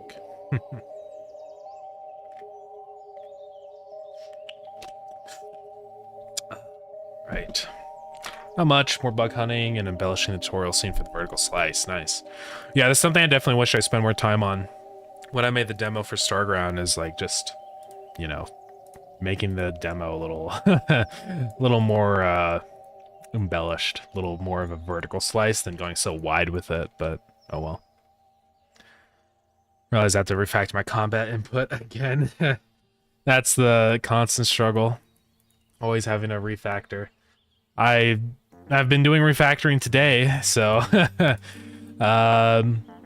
one thing I just refactored is in a lot of areas in the game, what I would do is like referencing the level manager node. I kept saying get node /root multiplayer, right? But that's just a stupid method. It's dumb. So what I did instead is I just swapped out all of those instances, and now I get a static reference to our world manager in here in like the global script. So I just access that instead. So it's faster. Why run get node everywhere when I can just, you know, do it like that? So yeah, little stuff like that is always helpful, especially if it's something easy like that, and then it's a nice massive help for performance. So it's always good, yeah. But yeah. We've been working on the April Fool's update today, so spoilers for people that don't want to see April Fool's content. But yeah, we will show off what we got going on. Yeah, I figure I've taken this long, I might as well make sure waiting's worth it. Yeah, I think demo stuff, if you have a really nice polished demo in the Steam Next Fest, it can do really, really good. Especially now, I'm glad that they finally broke up demo pages separate from the main store page, because now you can actually leave reviews on demos. So it's great, because you can like have people review the demo, because before what you'd have to do is some kind of Google Doc or something, right? It's way better that way. The demos now in Steam are even better, since you can have separate pages. Because like, let's say your demo does really bad and you get a bunch of negativity, you can just delete the demo page and you're fine. So it's a good good way to experiment and try it out with the demo, actually do what a demo is supposed to do, right? Yeah, right? So it's very good. Glad they finally did that. What if we combine the action of refactoring with recursion so we can have recursive refactoring? That'd be a lot of refactoring, yeah.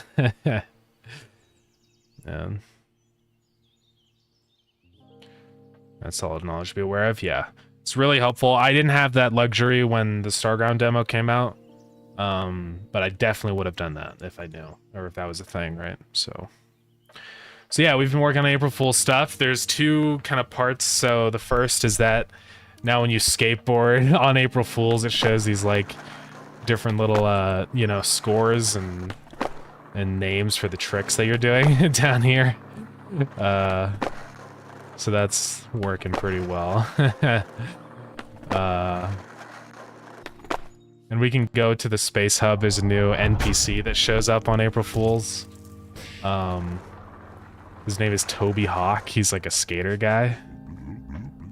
And then if you do a sick trick in front of him, like one that's over 1,000 points, he'll give you an item. You just have to, you just have to hope that you get. There we go. And he's like, "Whoa, those are some sick tricks, man." And then he gives you an item. We haven't actually added it in the items that he gives, but you know, you can see all my skateboards everywhere. I just keep building a bunch of them. And then the other part of it is the battle pass. So this is the battle pass. I've already hit like level 21 on this save, so you know. I'm gaming with the battle pass, but essentially you just go through and unlock things in the battle pass. Some of these are going to be premium, so if they're just going to be permanently locked, unlockable, or not unlockable, unlockable, so they're locked forever, because there's no premium. Maybe we'll add in a button to buy premium and then it just opens a link or something. We could go with the classic, you know, buy premium and it opens a Rickroll link, possibly. We'll have to decide what we want to do. How is your day? And I think your demo is awesome. I have been playing it a lot. Hey, thank you very much. Awesome. Yeah, let me know if you got, I mean, I know the demo's a little outdated, I'm gonna be honest, from the full game. I do need to work on the demo more. What I need to do is just kind of branch off the main game again and disable some of the features I don't want people accessing on the demo. It should be relatively straightforward, but yeah, thank you very much. But yeah, day's going good. Just finished up a jam recently. Yeah, I don't know if you actually saw that. So we finished the Down to Jam game, so that's out now. If people want to check it out, you can go to the Down to Jam website and just go to the games. Our game is Coal Keeper, so it's done now. But yeah, these are all the different games. And you can leave reviews. It doesn't count toward like the final ranking, but you're still able to. I mean, you can just click on the game and like leave a comment, and then it's, yeah. But yeah, cool stuff. It's 3D, so I haven't really done 3D stuff, obviously, because I'm a 2D gamer. But yeah, it was fun. Good experience doing 3D stuff. I'm definitely gonna probably be doing like a 3D game next. So I did 3D on purpose because I wanted experience doing 3D. Yeah, I mean, I'm pretty happy with how it turned out, I think. Of course, with game jams, it's always the case of like, I could have done this or added a little more, bit there, and you know, it never ends. But I think for how much time I had being a 3-day jam, I don't think it was too bad. Yo, thank you for the follow. So I think it's okay. But yeah, we can boot it up super quick and show it off. I should have added in a mouse sensitivity slider, but it's too late. So, I just didn't think about it. Yeah, because this is pretty high sensitivity. I guess I should have changed that. But this is the game. Let's turn down the music. I'm just gonna turn off the music. But essentially the whole idea is that you have to like fuel up your train and keep it running. So you can take cargo deliveries for different rewards. We'll do this one. So I have to stay above 25% speed.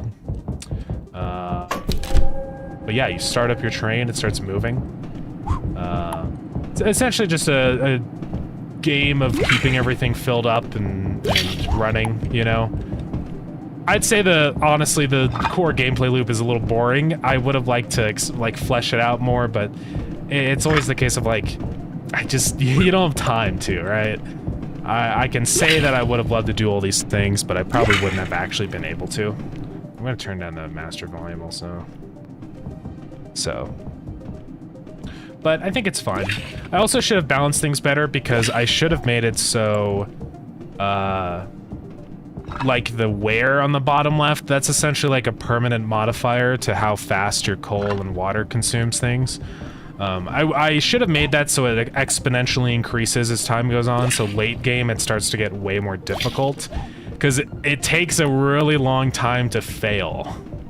That's kind of one of the issues with it. But, you know what, I can always do a post-jam version if I want. I do have some ideas if we were gonna do that. I think this game would cater really well toward multiplayer. And honestly, multiplayer in this kind of game would be really easy to implement. It's just kind of a static area in here. I don't have to sync very much. So that would be very straightforward, I think. Yeah, so many little configuration things you don't think about in the moment. Yeah, it's tricky. It's hard to balance all that and also like trying out like a full-on 3D game for the first time, you know, so it's never easy. But yeah, so the different cargo, there's let's see, this little complete gameplay loop, and that's way better than not having a complete one. Yeah, exactly right. I didn't want to overscope too bad, so I think it's fine. Yeah, so the different cargo gives you rewards, so essentially you take on like a negative effect. So like this lava one will double my water consumption. Let's try it, right? So now my water consumption, we also have weather effects. So like right now we're in a heat wave. So we have double water consumption times 2. So it means that we're consuming 4 times as much water right now. So it's still so early on, my wear is basically 0. So it doesn't actually, like it's not that hard. But you can see how like the weather and the different effects from your cargo stacking, it can start to get a little difficult. And as your wear increases, that just becomes even more with the multiplier. So, but yeah, I think it's a good base for things, right? I'm just gonna stop fueling my water so we can see the death screen. But I do like the concept. I think like if I just put a little bit more time into it, it could be pretty fun. Just adding in more cargo, being like a roguelike kind of game with like the cards and different modifiers. I think it could be fun if there's like a boss fight kind of thing where every, I don't know, 4,000 meters or something, it's like you have to battle like a really difficult cargo or something. I don't know. So are we getting an ad here? My Twitch has been like broken with being able to view ads. It just keeps saying 0 seconds for me, so I have no idea what's going on. Okay, yeah, I think we have ads. That is unfortunate.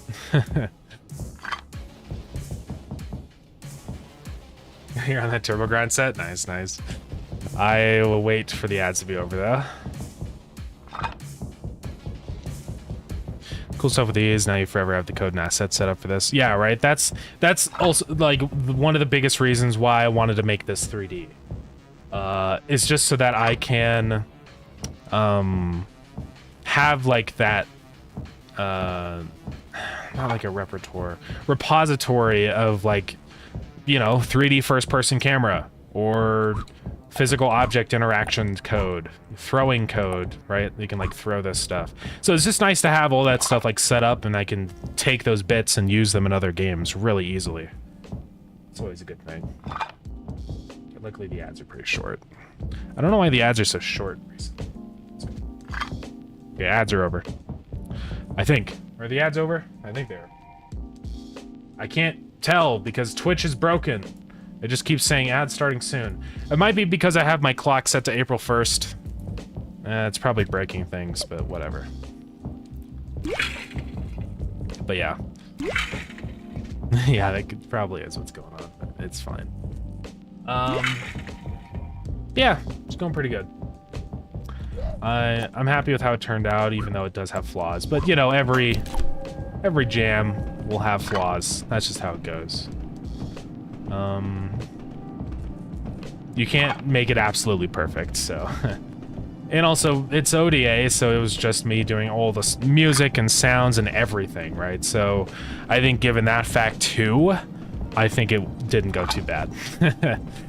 But yeah, when you run out of water, the alarm starts, and these little damage points will start to open up. You can go around and fix these with a wrench, the wrench tool, but you know, if you don't fill up your water, it's just gonna keep opening back up, so. But we'll just die now. So those are gonna keep bursting open as we move along here. And eventually a bunch of them open up and we die.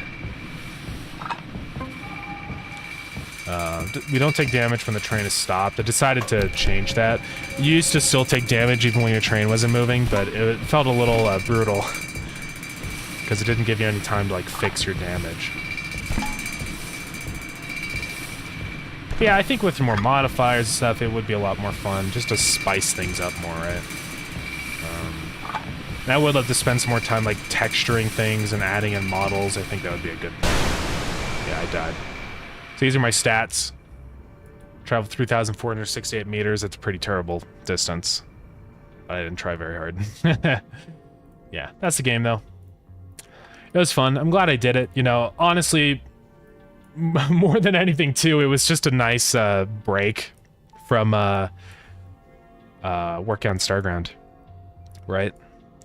Working on Starground is fun, don't get me wrong, but sometimes it gets very grindy working on Starground because there's just so much I have to do, so, but yeah. Yeah, you change the pace. It definitely is. It's nice. It's just a chill time working on jams, you know. It's funny. I have focus on the buttons, so when I hit enter on my keyboard, it opens the battle pass. A little odd.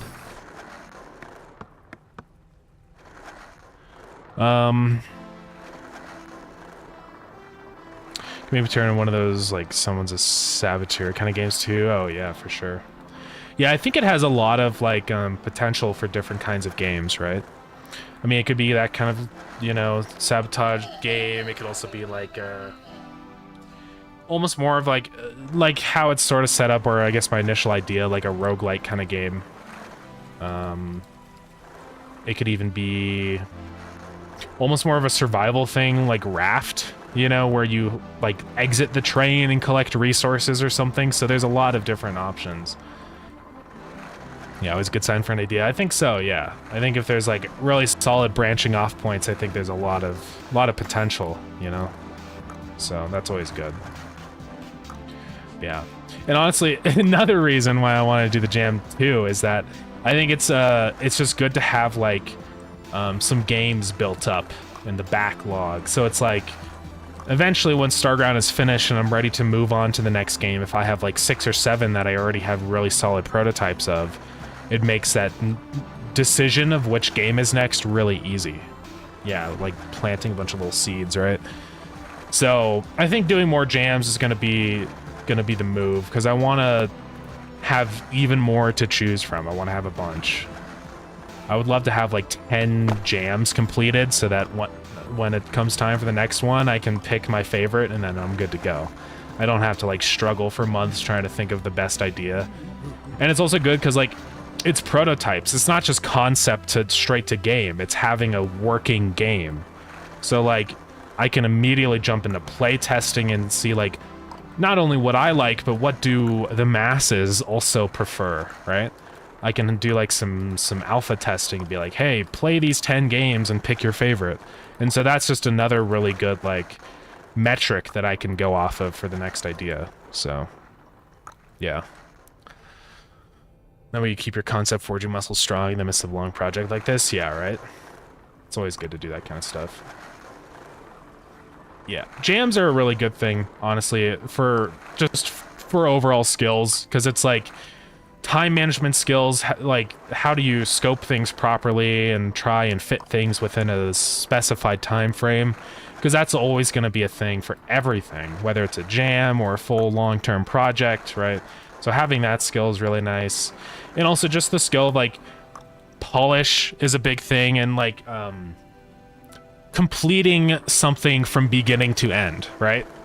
Because I think that's something that like not a lot of people think about, but like there's like specific skills that involve the end of a project versus just the beginning.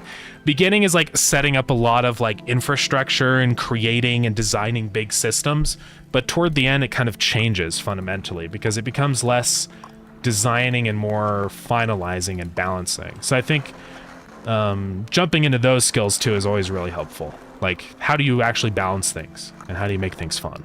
So yeah, I'm fine joining another because I heard IRAD is hosting one based around radial menus. So yeah, a radial menu game jam. That's interesting.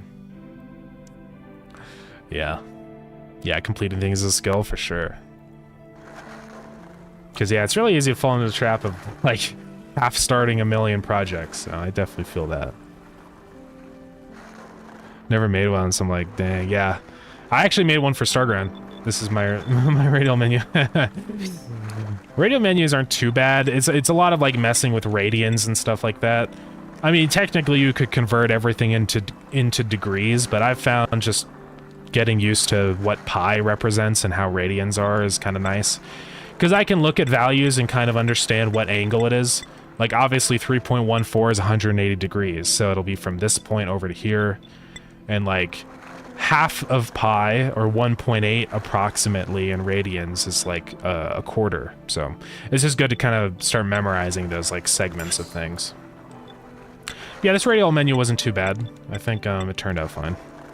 Yeah, tau is the full 360, the big boy. Yeah. And then you've got like, yeah, tau is 6.12 or something. I don't remember the exact value, but you know, yeah, I can approximate, right?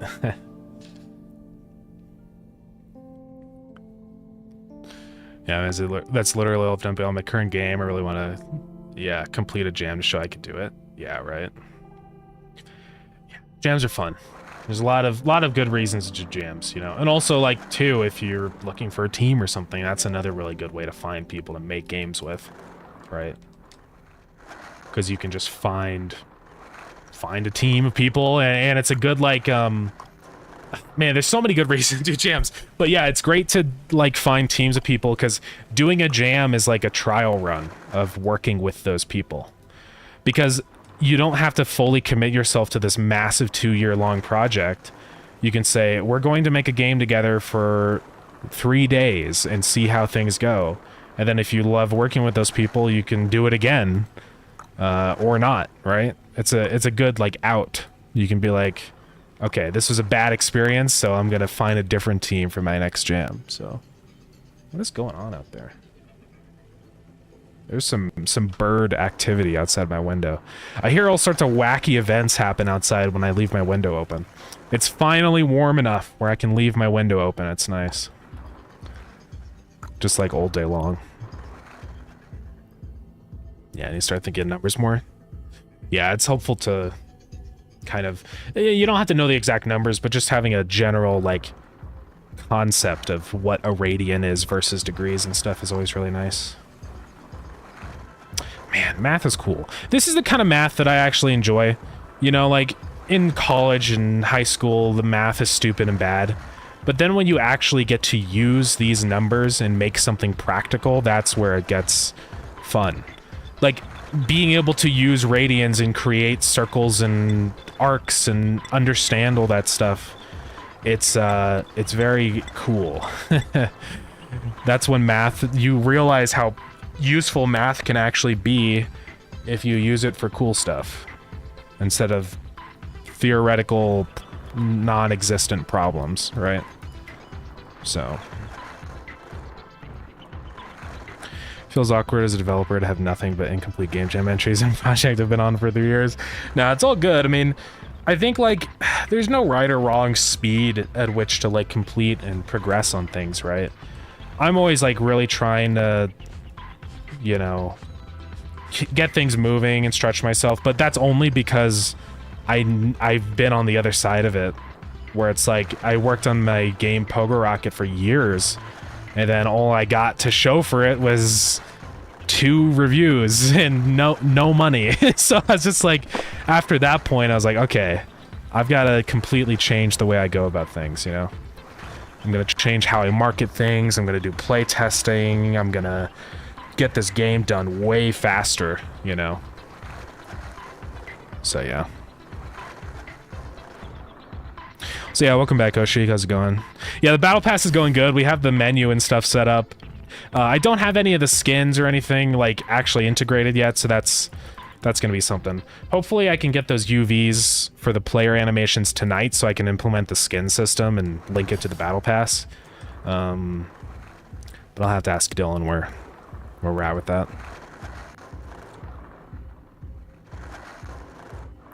Was cool as yet now of this game to show, yeah, for that experience.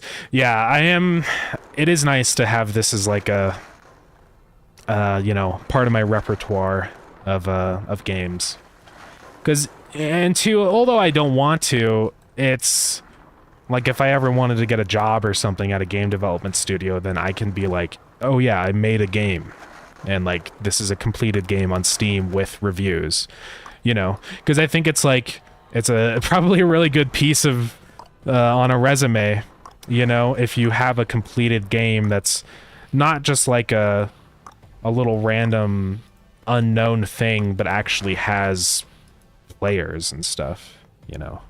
So I think that's always good. And also there's a million skills on Showcase here too. UI work, we have modding, saving and loading, multiplayer networking, so I think that's always really good. Of course, it's good to have like projects that are showcasing a very specific skill, but I think there's also something to be said about, you know, being through the battle of all of it, right? Of the whole game. So yeah, I don't know. I mean, I don't know if this technically like equates to like, you know, jobs like 5 years of game development experience. Does that include this kind of experience? Does this count as industry experience? I don't know. Because, I mean, technically it's industry if it's like a public game and I have a company. I mean, does that count as industry experience? I don't know what the industry means, right? Or does it mean I have to work for like a large indie studio? I don't know. Am I getting indie experience if I'm the only one? Or, I mean, I'm not the only one, but if I'm like the owner of the company, I don't know. But I guess the bigger thing is not the semantics of what is and isn't industry experience, but just what I did and what I learned from it probably matters more. So, I don't know. I hope I never have to get a job in the industry or a job at another game development company, because I would love to just make my own games. But I guess the option's always there if I really got desperate, right? If I actually wanted to be able to buy something. Like buy a house, that's never gonna happen. Dude, I don't know how I'm gonna ever be able to do that, if I'm being honest, though. Like, the cheapest houses around me are $500,000. I just, how do you ever do that? How do you ever buy a house? I'd have to make like a $300,000 salary to afford a mortgage. I don't know, man. Seems insane. But yeah. Yeah, that's what I've been told. The direct product work outweighs the wish list of hiring managers. Yeah, right. Is it possible to adjust the volume based on velocity? I actually am. So like if you're skating really slow like this, it's quiet. But then the faster I go, the volume just stays solid loud. It might be harder to tell, I guess. I don't know. But it is set up to work like that. I guess I could change like the ramp so like it starts off quieter and then gets loud only when you're at maximum speed, so it drops off faster. I don't know how I would represent that mathematically in code, but I guess it's something I could do. Yeah, I'm starting to ever even dreaming of such a thing. Yeah. Yeah, I don't know. I think the only way it would ever happen is if I made the next Balacha or something, you know? Then I could finally be middle class. I can't. Yeah, I don't know. It's just insane, man. Everything's so expensive. I don't even know how I would afford like an apartment. I mean, I'm lucky to not have to pay for housing right now because I'm just living with my parents. But like, even an apartment around here, like a studio apartment, is $2,000 a month. And that's just flat rent. That doesn't include utilities and groceries and everything, all the stuff. None of the insurance monthly fees or car insurance or anything. So that's like half of probably, like I'd need like $5,000 a month of just basic, like, and that's not even just to live comfortably. That's like the basic necessities of existing. So I don't know. It's yeah, kind of insane. Yeah, it's hard to hear. Yeah. Glad for anyone that has a supportive family actually gets to nest up for a bit longer. Yeah, right. I know, I feel bad for people that, like, don't have that, right? Because it's like, I don't know how people can, like, lead comfortable lives on minimum wage and stuff like that, right? Because it's just not enough. And also for the people that, like, get a degree and stuff and can't get a job and still have to work minimum wage anyways, because now they have to pay for all their stuff on top of their student loans. So how do you ever do anything? How do people not go homeless more often? I don't know. It's pretty tricky. Yeah, I don't know. Comfort scale slides, basically, yeah.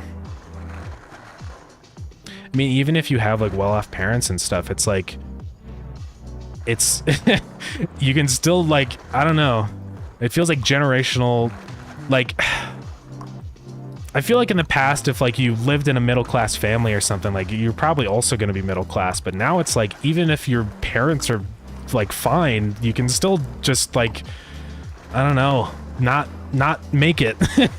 Not make enough money. I don't know. It's also like the whole degree thing of like the promise of a degree giving you a well-paying job is just not true.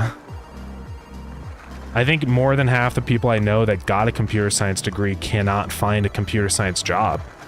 So that's pretty bad. You're doing a coin toss on a $50,000 education expense. That's kind of bad. Business admin teacher always said nothing comes without sacrifice. All about knowing what to cut and what, yeah, make it the next day. Yeah. Yeah, I don't know.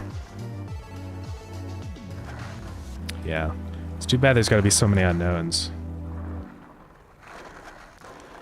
I still am constantly, like, wondering how I'm ever gonna make ends meet or ever move out and stuff, because it's like, I mean, sure, I make money from Starground, but it's not, you know, not enough. It's below, I think it's below the poverty line or whatever. It's not minimum wage, at least, so. But even if it was minimum wage, it still wouldn't be enough, so. That's why we take the stress and convert it into things that bring us joy. Yeah, exactly. That's all we can really do. I think I'm sort of just at a point where it's like, I don't know. Of course I can strategize and try to do things the best I can and come up with the best game idea and work really hard, but I feel like at the end of the day, a lot of the times it's just kind of a random chance whether you succeed with stuff, you know? I don't know. Because I've seen some games that are great and I've really enjoyed, but they don't do well, and then other games just seem like slop. All the AI stuff that just seems like... Because I've played it too. This isn't just me, like, guessing. Like, I've played a lot of those games that are super successful, and they're just kind of not that good. So it really does feel like just random chance sometimes, right? Yeah, some people just have the recipe of circumstance. Yeah, right. I think it just really depends on, like, just a lot of factors. Because it's just... You've also got, like, the right streamer that plays your game and the right YouTuber or whatever happens, right? It's, there's a million things like that. The right timing with the right genres, the right number in the Steam algorithm. Yeah. Game about digging a hole so bland. Yeah, I mean, it's fine. I mean, I don't know, that's the thing, right? Is it doesn't seem like a very interesting or game that would be that popular, but it is. I think it's just the... I don't know. I haven't played it or seen much of it, so maybe I'm wrong, but... Yeah. Yeah, Schedule 1. I have played Schedule 1, and I will say, it is a fun game. I am surprised that it's blown up so much, especially because it is kind of Roblox coded, if I'm being honest. But I'm not necessarily disappointed in that one, because it is a good game. You just gotta, I don't know, just gotta hit the right, you gotta strike the gold mine, you know? Then you might not even be ready to capitalize in the 15 minutes if something kicks off. Yeah, that's another thing too, right? It's actually being prepared to, like, jump on things. Some people just know how to find a concept and completely nail an early premise of it. Yeah. I don't know. I guess it's just experience too. That's the other thing too, is I see people that have been doing it for years that don't ever see any success, and then one person comes along for their first game and makes them millions of dollars. I don't know. It's just, there's so many variables. You can't predict it. All we can do is try, I guess. Yeah. I don't know. I hope one day, like, I can make a game that financially is pretty successful, you know? I mean, of course, as anybody would, but, like, I'm not looking for millions of dollars. I just hope that it can be enough to, like, be more secure in doing game development full-time. You know? Like, I'm only doing it full-time now because I don't have to pay for rent and stuff, but, like, I would need to make at least probably $100,000 yearly to, like, you know, not be in poverty. At least where I live. I mean, it really depends on the area, but here in Colorado, it's super expensive. Everything's so freaking expensive here. And then I hear, like, about, like, my friends and stuff and housing near them, it's like $50K for a house. I'm like, how? Like, it's just not a thing here. So you cannot buy housing. Even like a tiny little condo or something is $400,000. So yeah. Yeah, it's really even Battlefield given the socially nuanced way people appreciate games. Yeah. It's so weird. It's so wacky. It does feel so random. I know it's probably not. I mean, obviously games that are well polished and are fun, on average, will do way better, but yeah, I don't know. Yeah, some places are so expensive, yeah. It's even, I mean, I think it's expensive here, but in, like, the big city and stuff, it's, you know, $1 million or more for a house. I don't know. It's pretty insane. Sometimes it feels like renting is my only hope for the future. But I wish that wasn't the case. Sounds like people just make up the values or something. Yeah, it's crazy. It's almost like money isn't a real thing and it's just a social construct or something. Isn't that crazy?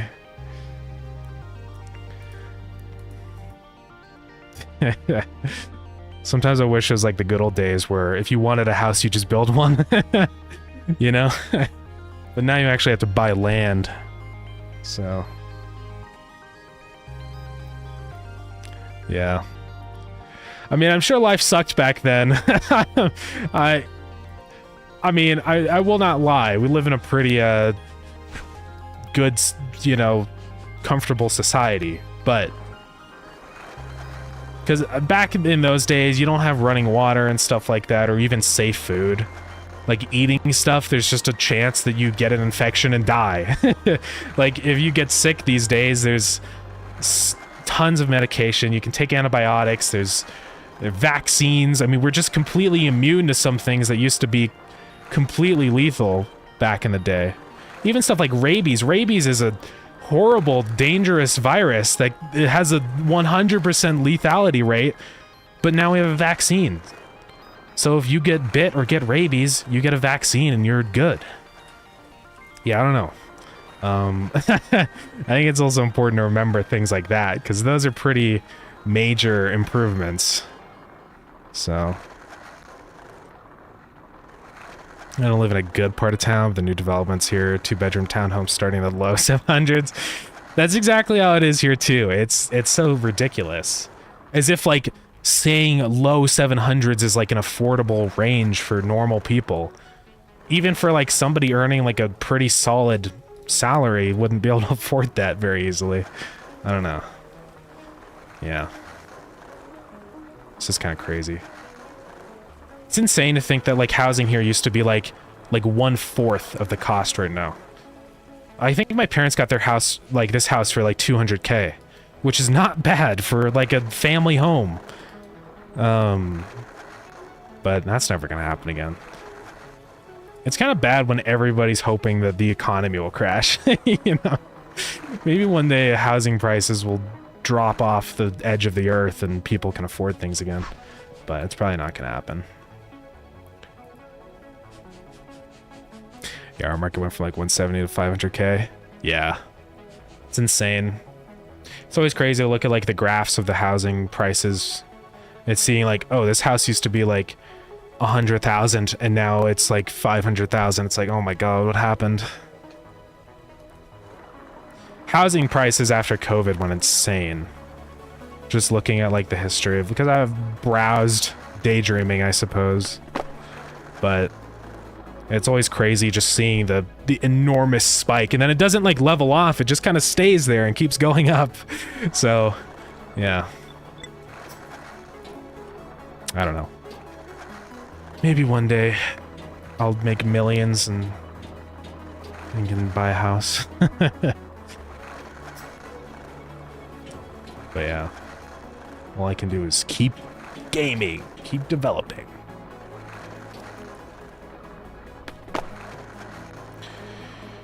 Yeah, I hope next game that I do, like, does well, because, like, I don't want to have to go get a job.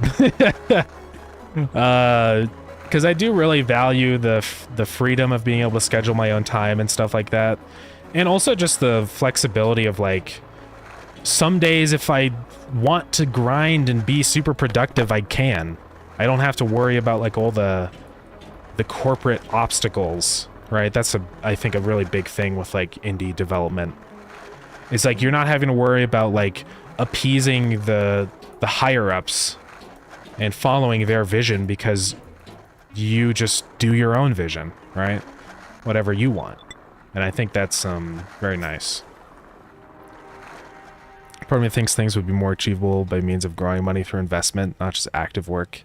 Maybe that's why housing is so expensive, because it's investor tier pricing. Yeah, that's, I think, one of the big issues with housing is that it's just an investor thing right now. It's not actually for normal people, it's just for investors. But I don't know.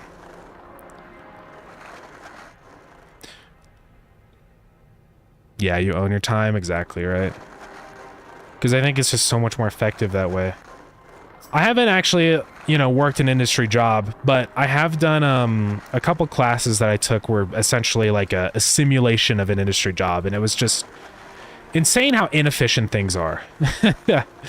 Like when you have like a scrum master and all that stuff, and you do sprints, it's just it just ends up being this like waste of time. I don't know. I mean, I always got good grades and stuff in those classes, but I didn't do anything. I never got anything done. Because it was just a matter of like, hit your commits and your pull numbers on GitHub. And if you did, then you're making progress, but you're not actually making progress. And I think the issue is that there's no individual motivation to get things done. When you work in like a team like that with like a manager and like a, I don't know, it makes it feel like it's just a crutch on everything. I don't know. This is a bad time. The goal is to convert an ultimately expressive and creative process into something that can be reproducible by someone with no creative heart. Exactly, yeah. Also, I think ads are over. Yeah. Yeah. It's too bad that... I mean, I know it's the ultimate fate of every industry that makes money to become soulless, because that's just how it goes. I mean, at one point, even the most mundane things were probably filled with creativity and soul. Like, frickin', I don't know... utensils or something so basic that we use every day. Somebody probably spent days carving and designing them to be perfect, but nowadays it's just for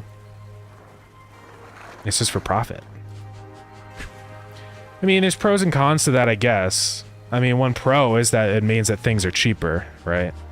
You can buy those things really cheap and everybody can have them, but I think you do lose out on a lot of expression and quality when things become mass producible. And it's the same thing with video games. Like, more people can play video games and there are more types of video games, but a lot of those video games are pretty generic and you know, standard. I mean, all the big like AAA FPSs and stuff, people will say that there's massive differences between them and they're all unique and creative. But let's, you know, some real talk, they're all kind of the same game. Whenever I play those games, I don't like, oh, one minor difference on how this gun operates or a different skin for this gun. It's just kind of like surface level creativity. It's not actual real differences, you know? I don't know. But yeah. I don't know. I like my corporate job. It's a very small team, so I can control over the code bases. I think that would be like, yeah, like way better, right? Just working in a smaller team and having a little bit more control over stuff like that. I would probably really hate working in a large company, like working at Google or something like that would suck.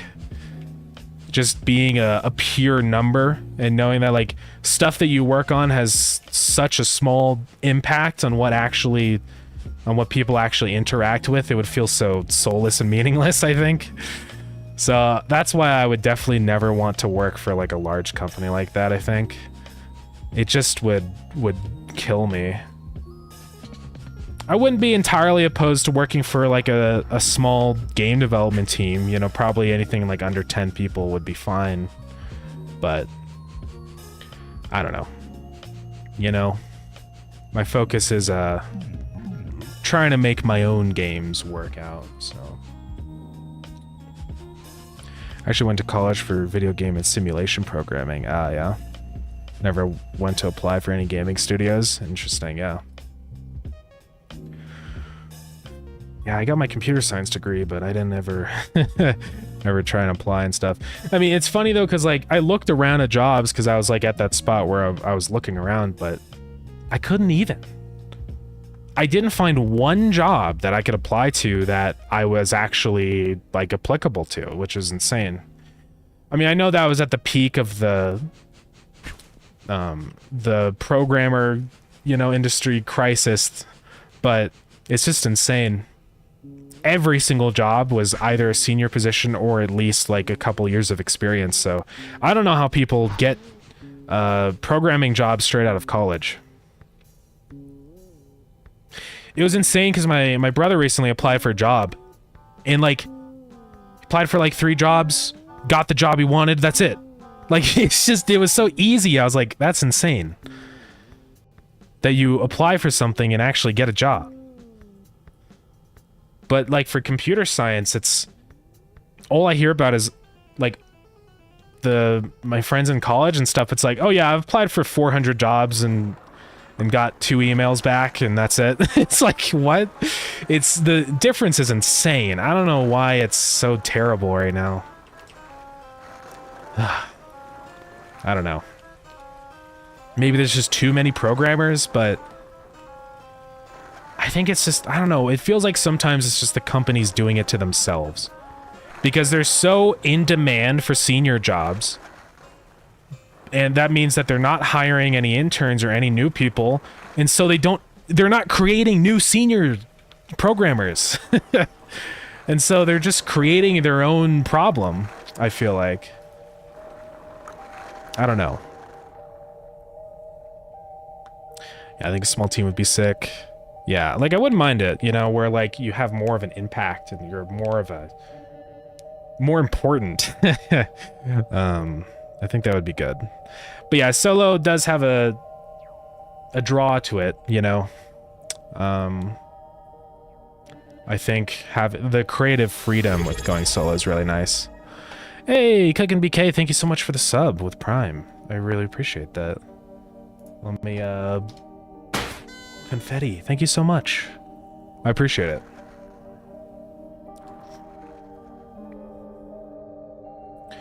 It's been my philosophy on it. Figured I'd work my own game instead of working at, yeah, EA. Yeah. I would not want to work at EA. Work on some sports game or something. NHL 26. Yeah, that would suck. Should be completely fair though. Interviewing for tech jobs can be disheartening. Yeah, even for seasoned, yeah. Oh, I imagine. I mean, I imagine it's tough for everybody, but it is pretty insane. Hopefully you end up somewhere you vibe. Failed interviews is a good thing, yeah. And the thing on top of all that too, is that even if you get a job that you enjoy, there's also just a random... So, hey, thank you so much for the raid. Welcome in. I'll give you a shout out. Nope, or Ezra, sorry. What's going on? What were you up to today on your stream?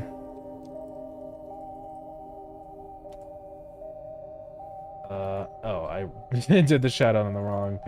Oopsies.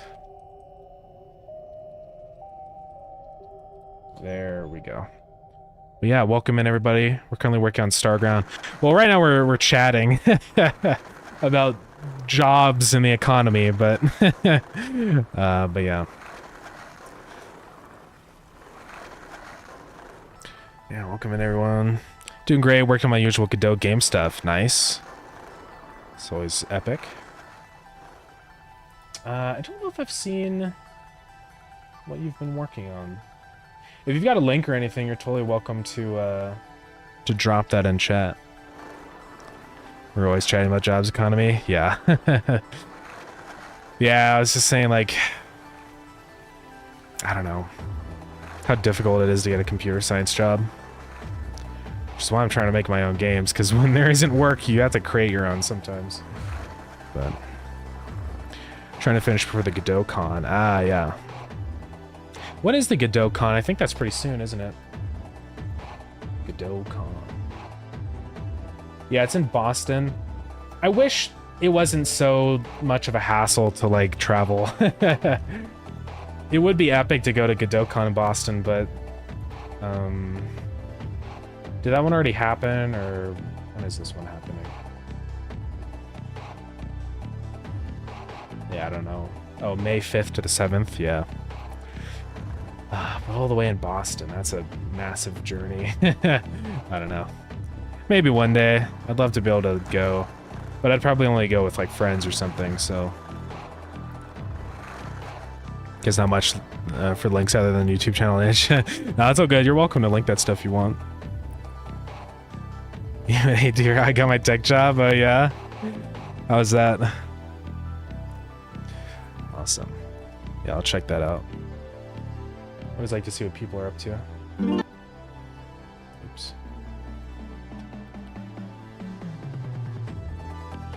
Me and the other Godot Gamedev is are you doing a hot tub stream? Oh yeah. Like you're in the hot tub?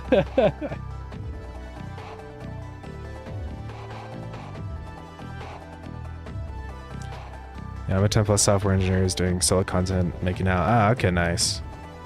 That's awesome. Worked at Amazon and then Google. Nice. Yeah, I am pretty fresh out of college. I graduated last year in May. I didn't find a job straight out of college. I just started working on my own stuff. I mean, it's been going well, but yeah.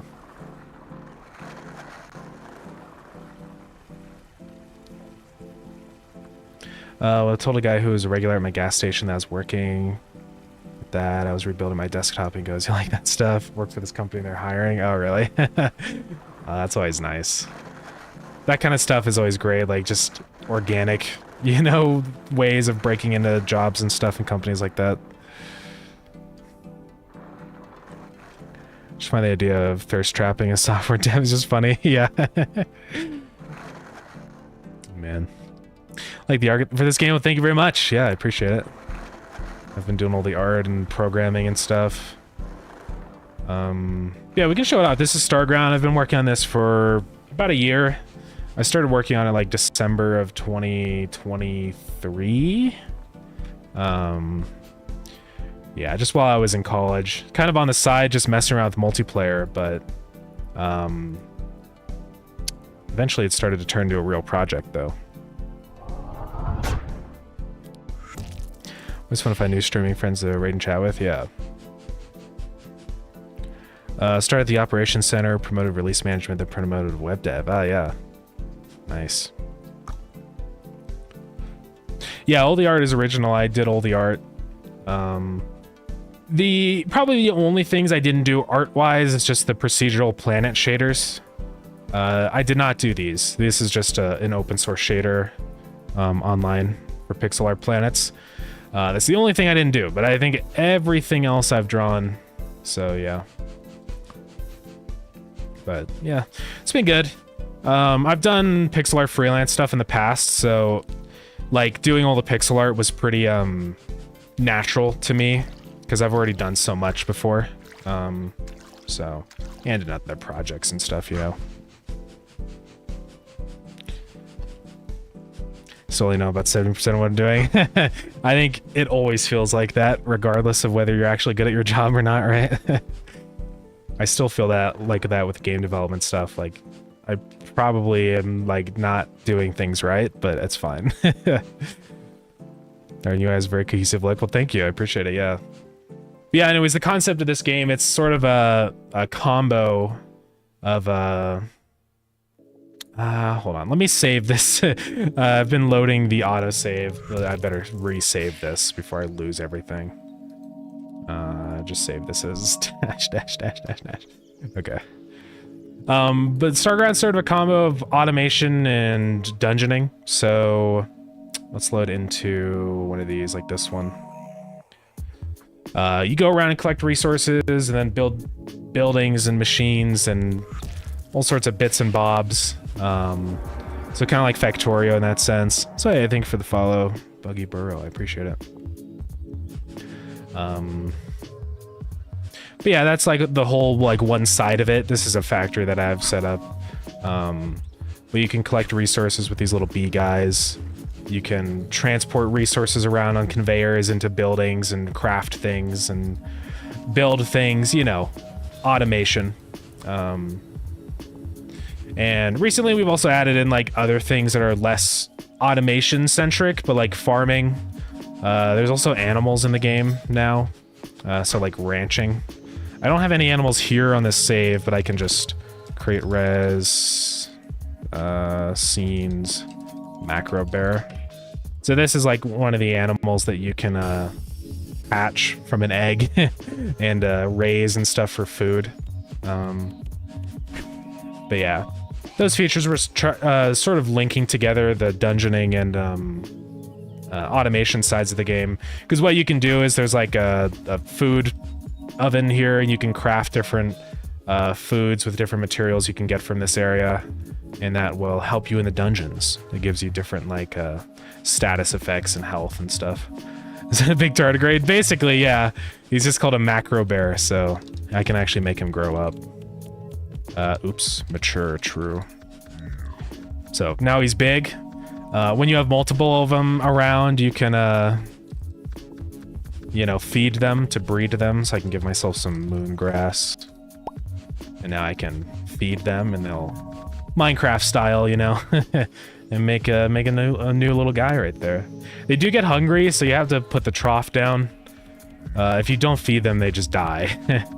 So you can't ride them. That would be cool if you could like craft a saddle and ride them around or something. I do have like a code set up for vehicles, so this is the skateboard. So you can just ride around on a skateboard if you want. But that would be cool. Maybe in the future. Yeah. Love fish shadows in the water. One little detail that always just sparks joy. Yeah. Well, these are like actual fish, right? So like we added fishing pretty recently. Let's find a guy.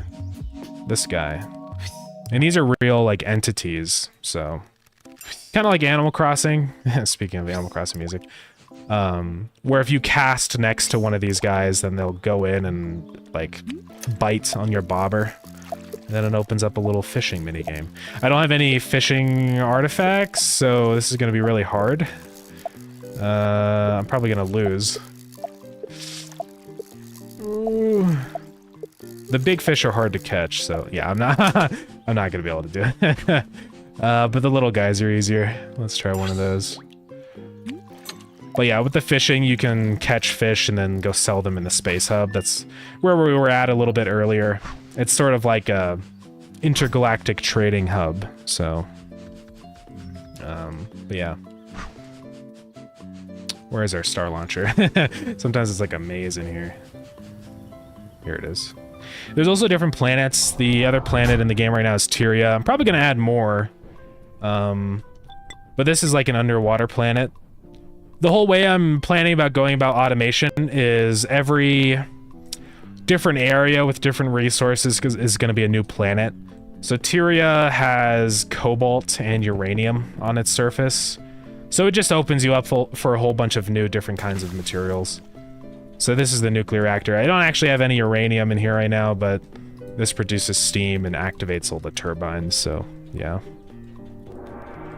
So hey, thank you for the follow, I appreciate it.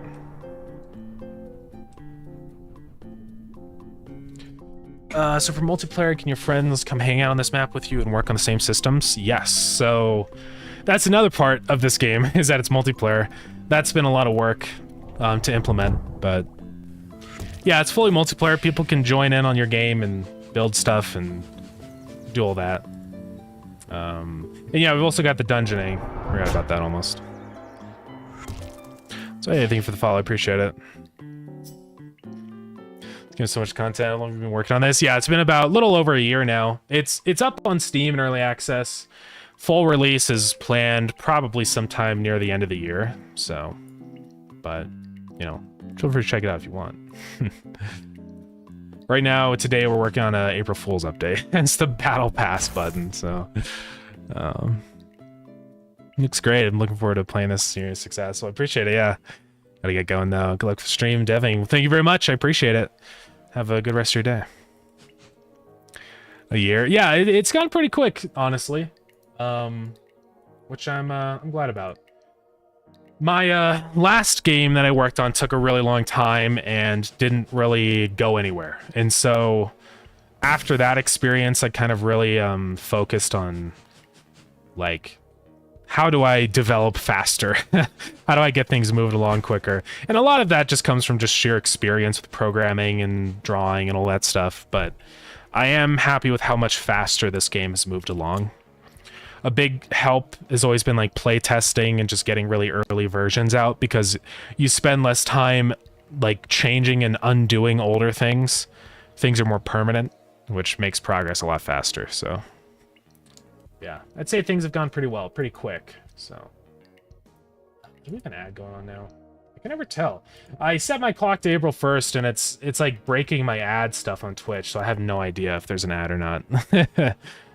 Let me know if there is, though. If an ad starts playing, tell me in chat. So, hey, Shittail Official, thank you for the follow. I appreciate it. Love games that are packed with features like this. Reflection of passion from the developer. This would be cool. So this would be cool. Yeah, I appreciate it. That's honestly what a lot of it has been, right? It first started out because I liked Forager. If anybody has heard of that game, it's basically just a little like, I don't know if I'd necessarily call it an automation game. What would I even call that game? So Mad Josh, thank you for the follow. It's kind of a building survival game, I guess? I don't know. But it's similar to this. It's like a top-down little pixel art game. It's fun, but they promised multiplayer and they never did it. And the game's abandoned because there's some like team drama. So it's never happening. Multiplayer's never coming. So I decided, go away, Mini Tool. I wanted a game like that with multiplayer, so it just started out, that would be cool if that game, but multiplayer. And it's just been a long chain of that over and over. So yeah. What should we call you? Yeah, you can just call me whatever. Big Boy, Jesse,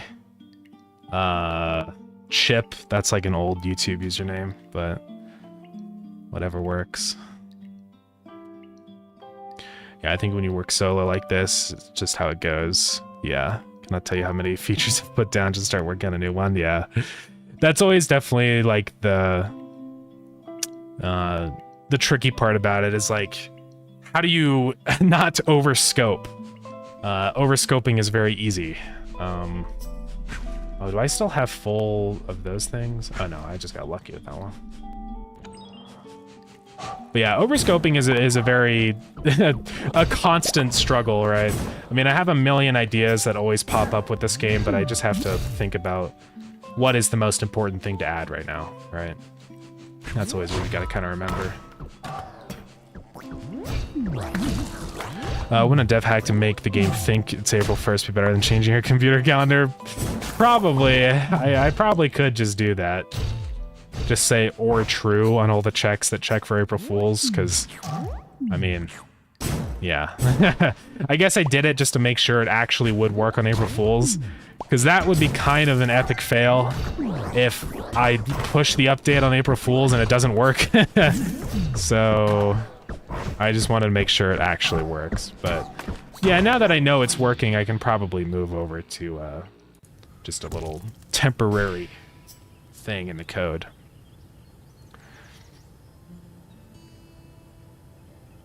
Double B, you can call me Double B if you want, yeah. Didn't someone say Double B up here? Oh, yeah, yeah. Yeah.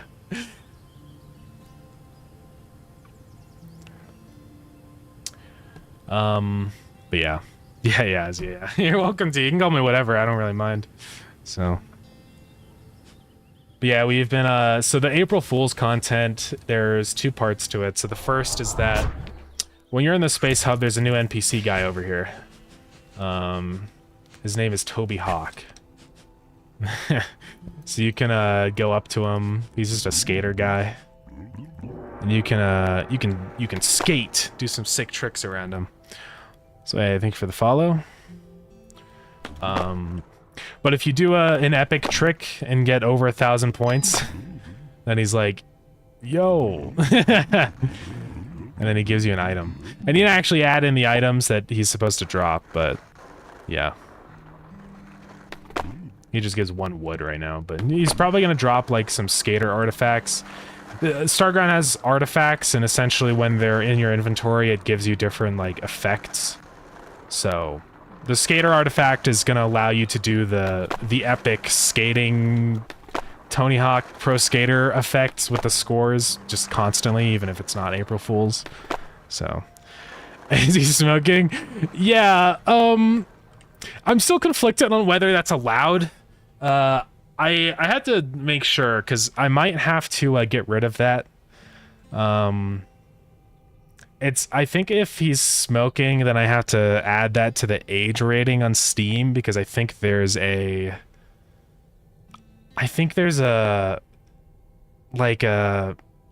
you have to mark down like things that you're not, or like if you have certain content in your game. So like if you have gambling or if you have smoking, you have to like put it down on the page. So I think I may have to do that. I'm not sure. I'll have to like, because it might just be a thing where you only have to do that if it's like a major component of the game. And also the thing is, this is only visible for 1 day, so people aren't even ever going to see it happen unless they know to change their clock. So I don't know. I had to do some more research, but it's not too bad to just censor it or something. Yeah. Has there been a game that effectively had April Fools on April 2nd because they messed up the launch on the 1st? Probably. I wouldn't be surprised if there's been multiple instances of that. Yeah, just change it to Smoking Lollipop. I thought about that. If you're gonna get that granular for the ratings, does it count as smoking if the character's just holding a hot one and not actually ripping it? Yeah, right. I don't know. I don't know what the rules are, because he's not actually like smoking actively. He just kind of has it in his hand. Yeah, right. You could just say it's an incense or something. It doesn't actually have to be a sage, right? And it's also just like 4 pixels. So how do you even really know if it's a cigarette or not? So it's probably fine. Yeah, it's just a candle. He's just holding a candle. Totally. Yeah, I don't know. That's why it's probably... I can probably let this one slide without marking the game as having drug use. But, I don't know.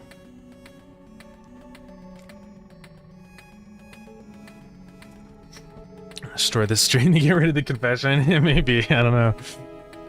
I don't think Steam cares that much. I think you only really put those things down if it's like a recurring theme or something that you constantly see in the game.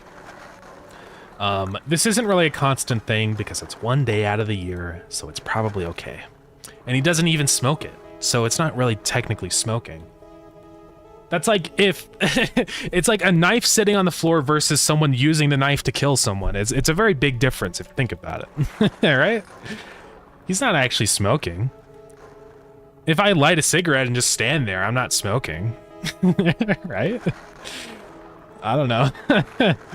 I'll read through the documentation and Steam though and just make sure, because I don't want to get in trouble, but yeah.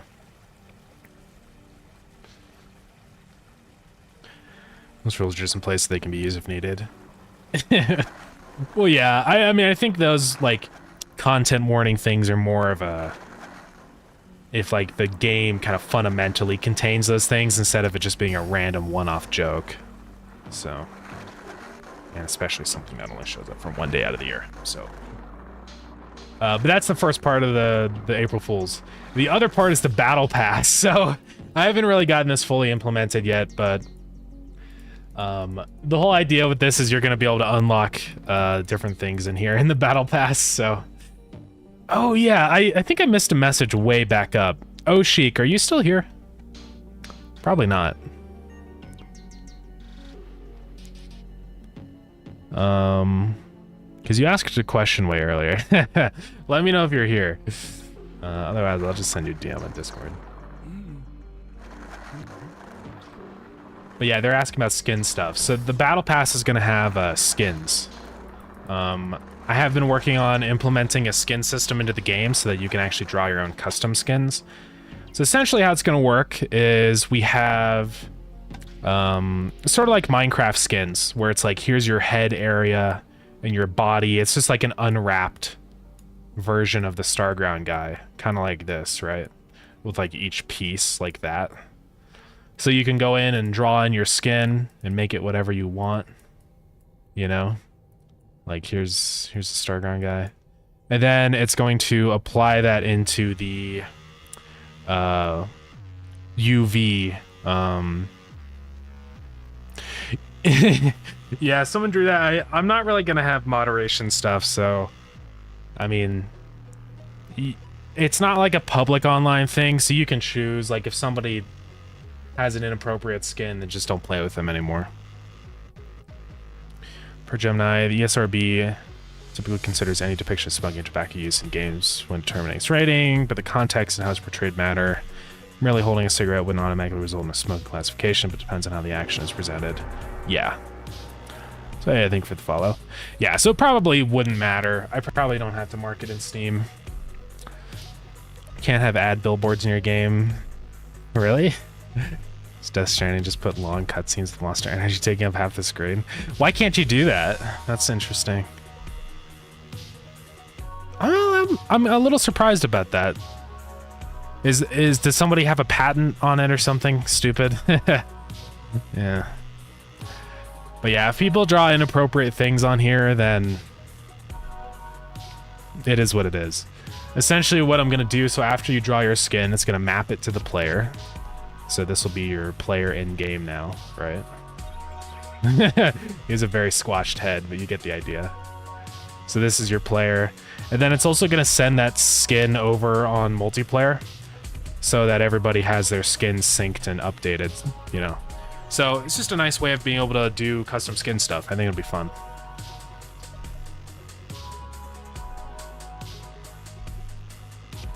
So yeah, it's I do have it in the game. The way that that's sort of set up with the skins is it's using a UV map. So it's mapping the pixels on the character skin to the animations. So what's wondrous about this is I don't have to sync.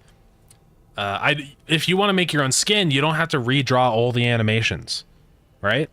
Normally what you would have to do is if I want to change the character to look like this guy now, I have to redraw every single animation to look like this guy. That's just a hassle, you know, it's too much work. So I have it set up to where it will use these UV coordinates on the animation, map it to the pixels on the skin, and now it's on. It's animating and working there. So it's pretty cool. I didn't come up with this system or anything. This is a thing that's been done in other games, but typically it's for like 3D, because 3D it's way easier to map textures to a UV skin. With 2D it's a little more complicated because you have to do a custom shader. But I sort of got the idea from a YouTube video I saw about UV mapping like this. I just thought that was a really cool idea, right? Like being able to create 2D skins for characters is really interesting. So I was like, screw it. Let's mess around with that idea, see if it's something I can feasibly do. And there we go. It's working now. I still have to do all the other animations. I have Dylan helping with animations right now, so he's a person helping with the game. But we're gonna see where we're at with that after stream. Hopefully I can get this skin stuff implemented soon. So yeah. So what is this? I'm getting a couple of errors in here. Let's take a look at these because I don't want to leave errors. So this is set growth at path up area 2D. Weird. What is that function? I don't think it has a function called set growth. Where is the set growth function? That's in command mature.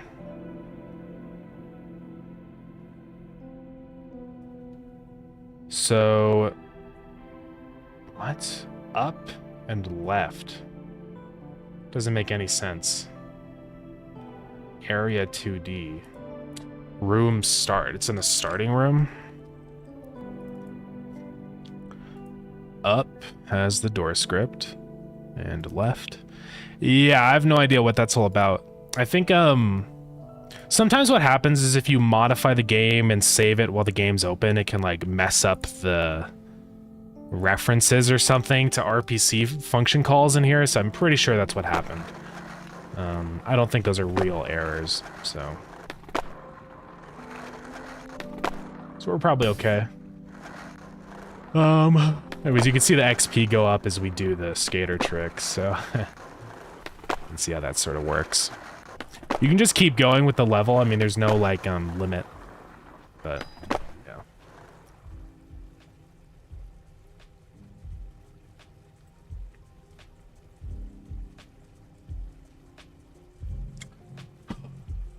Got a massive bottle of kombucha because it's so cheap.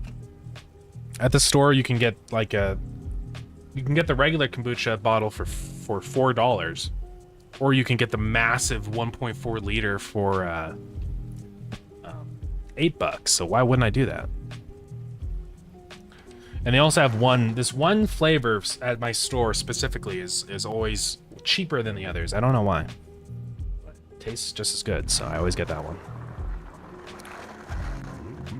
Kombucha's kind of epic. I do like how low calorie it is, right? Because it's got carbs, but a lot of it isn't even like added sugars. It's only 3 grams of added sugar for this whole freaking thing. So that is not bad at all. 60 calories. It's practically nothing. It's nice having that option. Oh, I can see the guys. This is the funny thing, because I have this sprite on the fish. Whenever I make it visible, it appears on all the fish. I gotta remember to not accidentally enable that for the actual game. Okay, so what we're working on is the battle pass over here, the battle pass button. So I wanted to make it look a little crazier and more stupid. Right now it's just a button, but I think the plan for the battle pass button, if I go to Miro, is I think to make it like green and flashing or something really obnoxious. I mean, imagine like something that you would get I don't know, out of like Roblox. So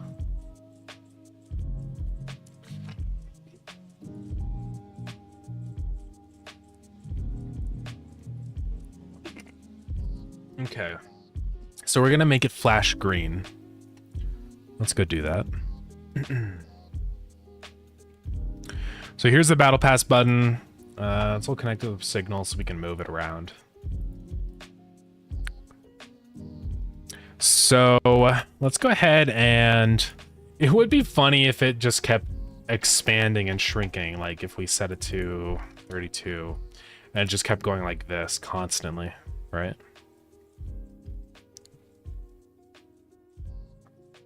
It would be kind of funny. We could do it.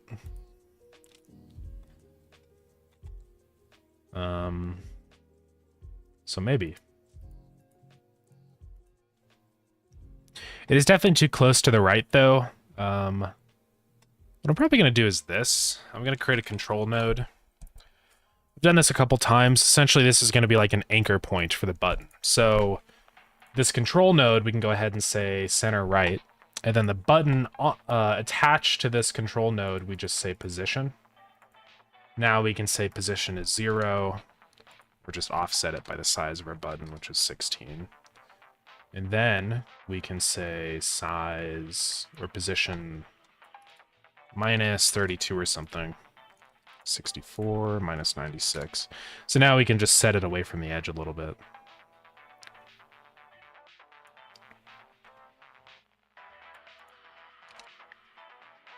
So where is this control node at? Okay, so it's right there.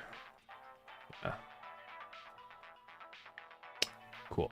Yeah, that works. Let's probably move our pivot offset. So that's at 16. And then same with that one, should be at 50. So now that's in the center. This should let us set like our custom size. Of course, it screws everything up when we do that, though. I guess we could just change the scale of this control node like this. That's pretty obnoxious and annoying. Yeah. Could do that. It'll just be like this, just like... Yeah. Why not? Let's do that. So in here, we're going to say... get parent.scale is equal to .api.sign range. So we're just gonna go from 1 to 2 and say time dot get the ticks. I should pass in as a float and divide it by like a 500 or something. So that should start flashing this button, making go ooh, like that. Let's make sure it works. I also want to make sure, I mean, this is just a stupid update, so it doesn't really matter that much, but I want to make sure it, like, moves with the screen scaling and stuff, so. So let's go check that.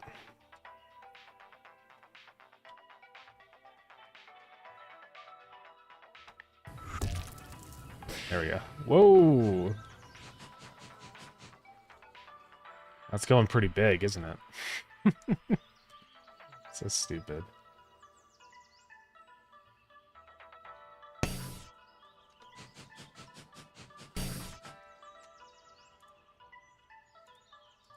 So that should be from 1 to 2. I don't know why it's so insane.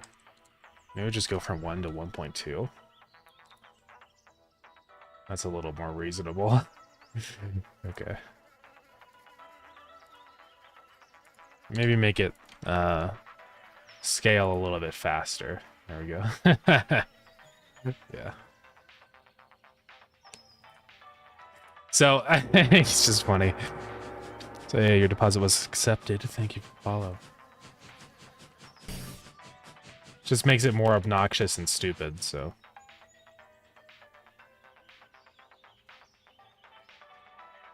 Because that's sort of the whole goal of this button anyways. Now, I don't like how it has the little selection thing over it, but I guess technically for controller, it has to be like that. It's already connected up with the signal. I think it'd be funny if there's like some particles on here. I don't know what this is gonna look like. So LSR 108, thank you for the follow. I appreciate it. Let's add like some little stars or something on here. Yeah. And then our mission shape will be a rectangle. Size will be 100. Or, I guess not that big. I don't know, the scaling with this is a little weird, but we'll figure it out. Actually, really what I want to do is a point, and then move this to be in the center of the button. Set this to be at 50 and 16. And then no gravity. Initial velocity. We set some minimum values for that. Maybe more stars. And then for visibility or for ordering, I want to show behind parent. Increase the speed a bit more. Direction, change that. There we go, that's what I want. Just stupid, you know. Maybe make that 2 seconds and have it fade out over time.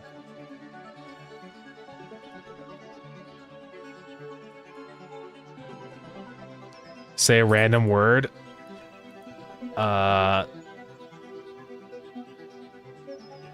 Galvanized. I don't know. Is that fine? Or is that too random? Do you want something that's like a noun? Or what?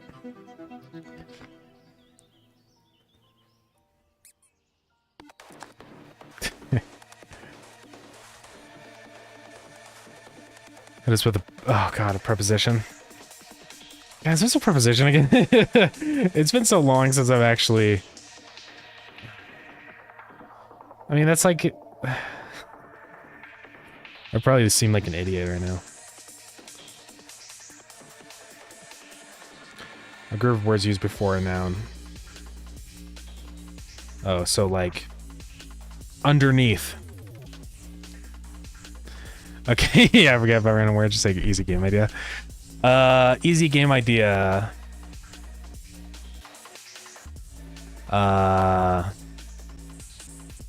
You are a fish. And you must swim. I don't know. That's a stupid idea.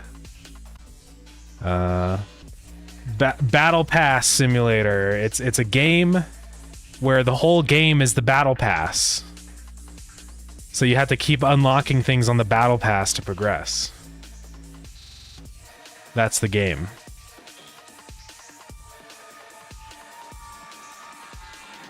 Also, Oshik, you were asking earlier about skins, right? Because I brought up skins. I do want to add in skin support for this April Fool's update. Because that's what you're going to unlock from the Battle Pass. So, yeah, that's the plan.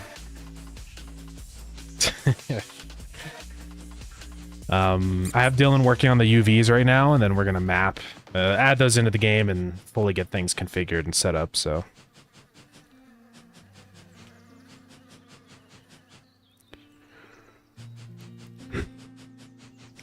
The logic for cards. I don't think that would be too bad. I mean, cards in like the sense of a traditional card game or more like a Balatro kind of card game, right? I mean, I guess it's sort of the same thing. I don't think it'd be too bad to do that.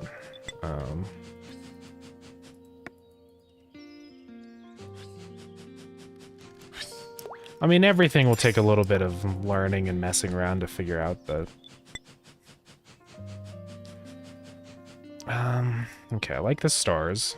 Do I want them to be white, or would it be more funny if it was, like, yellow? I think I might make it gold. Let's go grab our yellow color. I like using palettes. And then I want to go ahead and set the theme of this button to the gold button. Golden Freddy, yeah.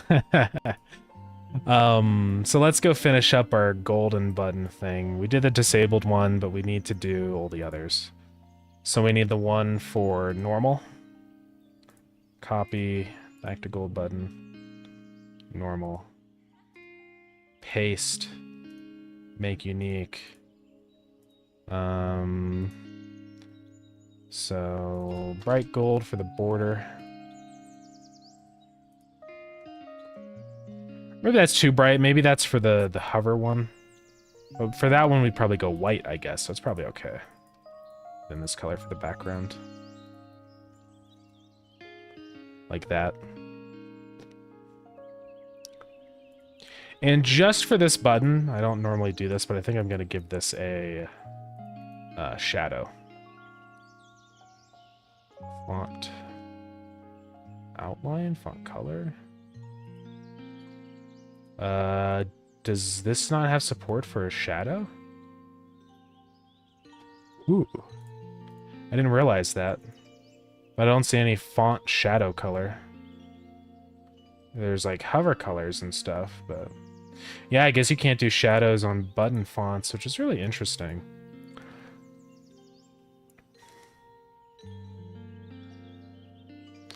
Yeah, the rainbow tags are good. MTV had a game show called Remote Control. It was like Jeopardy. One time the answer was an animal other than a dog, and the three contestants froze. Yeah. The audience started laughing. Finally one rings in with, what is a penguin? Yeah. Man. Animal other than a dog. I don't feel like that's that hard. But...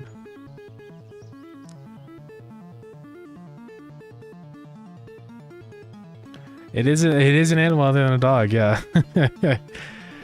For some reason, when I think of an animal other than a dog, like the first thing that always comes to mind is like a giraffe. Probably just because it's such an iconic animal. But I don't know. I guess I can just give this text an outline. Battle Pass.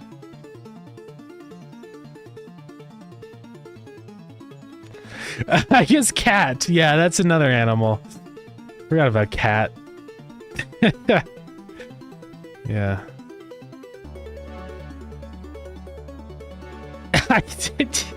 Yeah, cat would probably be the second choice, wouldn't it? No, I just didn't think about it.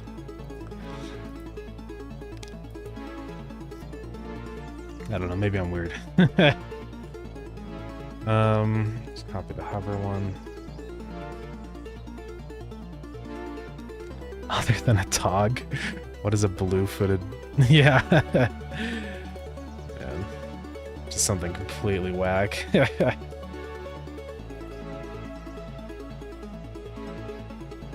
Make unique. This type of bird, yeah.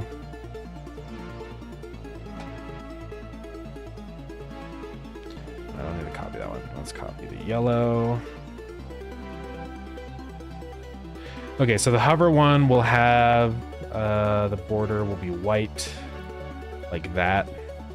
So that should be everything. I mean, the pressed one, I guess we can also do, just to have them all in here.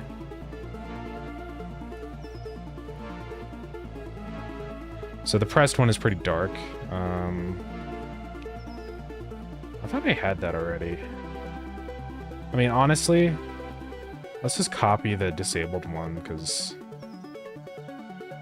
well, it doesn't matter. I'll just copy the same colors. So I did these two. I did more like a red button for the pressed. Shoot. I forgot to click make unique. Hopefully it's not too late. Now we're good.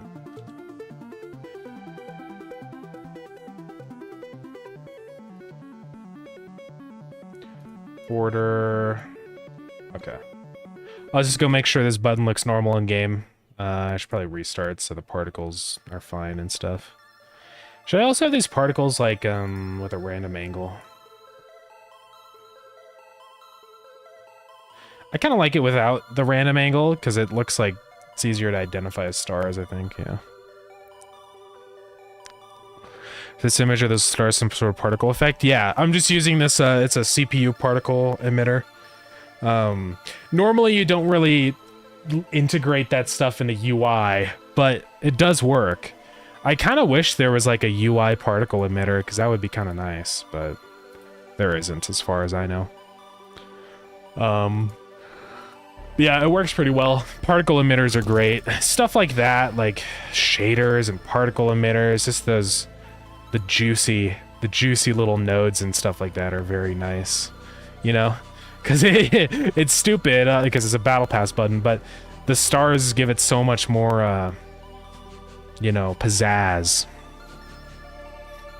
Yeah, that's neat. And a working game maker and sprite editor doesn't have anything like that. Yeah. Yeah, man, I used to use Game Maker. I don't use it anymore, though, because once I moved to Godot, I'm not going back. I love, like, the kind of stuff Godot has. Like, man, Godot particle emitters in Godot is so much easier to set up and configure versus Game Makers. Because I made a bunch of games in Game Maker. Particles are always a nightmare, because I think they now have a GUI editor for particles, but it used to be where particles had to be just in code, right? And it was always just a nightmare, a hassle, you know, to set up particles in Game Maker. But it's so easy in Godot. You just chuck in your node, set your sprite, and mess with all this stuff. You can change the color and the scale and the angle and velocities, radial accelerations, and there's an option for everything. And gravity. It's very nice. I could go on for a million years about all the things I love about Godot, because there's just so many. So. But yeah, very nice. Yo, cool, that's working. It's stupid, but...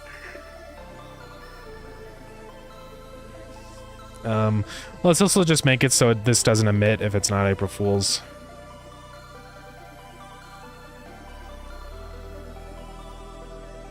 I'm probably gonna put that April Fool's check into like a global function. One thing I thought about is returning a list of different seasons or different seasonal things. So like it would return like a string or an array of strings, and then one of those could be April Fool's. So if the April Fool's string is contained, then I know that it's April Fool's. That way we could have these effects like stack on top of each other if I really wanted to. So maybe we have like a Christmas thing that happens for like a month or something. And then we have, because then we can have like specific little sub events that happen during Christmas, if that makes sense. So I think that could be kind of cool. I could do an enum, yeah. I don't think that would be bad. Enum. I'm just thinking about like adding in the only issue with enums, and this is why I haven't done enums for a lot of things, like specifically IDs and stuff, is because with modding, you can't really modify the enums without changing the script. The nice thing about strings with modding is that just make a new string and now it just works, right? You can really easily create modded like IDs and stuff like that. But with an enum, yeah, you can't like append onto an enum, as far as I know. I mean, maybe there's a function to append an entry onto an enum, but I'm pretty sure that defeats the whole purpose of an enum, because an enum is something that doesn't get modified. So it makes sense for something like, I don't know, the research types, for example, that we have in the game, because it's like, you can't really add in a new research type without changing a bunch of code, so certain things like that work well for enums. Yeah, that skateboard drag is crazy. I wonder why it has such a big drag behind the player. It's weird. It's probably just a velocity thing or something, I don't really know. Seasons and events like Animal Crossing sounds great, yeah.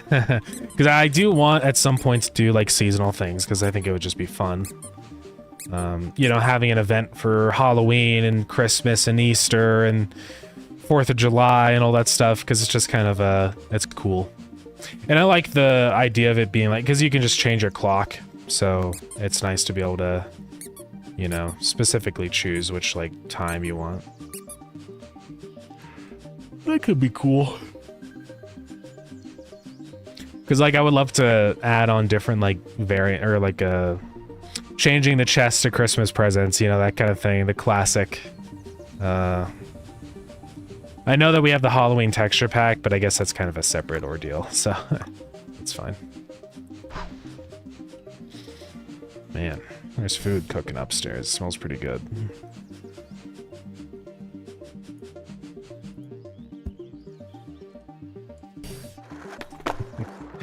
This battle pass thing is so stupid. It's kind of funny though. There's finally a battle pass in Starground, guys. I did it.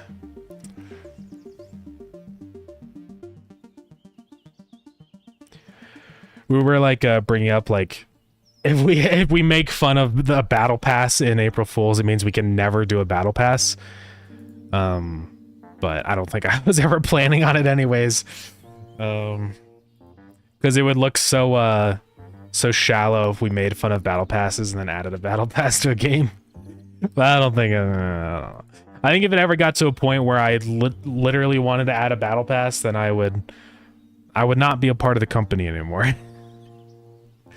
I don't think I'd ever want to add a battle pass, unless it's like a joke, right? But not like in the traditional sense of having to pay to unlock the battle pass. I think that's so stupid. Oh yeah, I wanted to make it so the battle pass progress bar updates, because it's not right now. Battle pass, okay. So progress bar. Yeah. So we're gonna just say value on that is equal to, and let's also set the maximum value to 1000. Just start at 0. Step will be 1. Add the battle pass, and you get to add another joke into the game, mocking games that add battle passes after they're saying they wouldn't. Oh my god.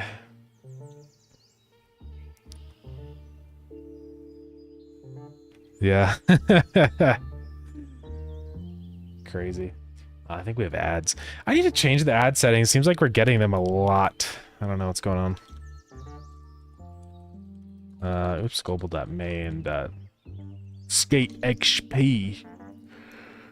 Percent 1000. Oh, okay.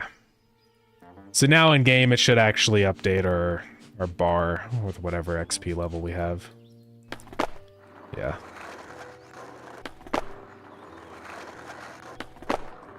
Cool.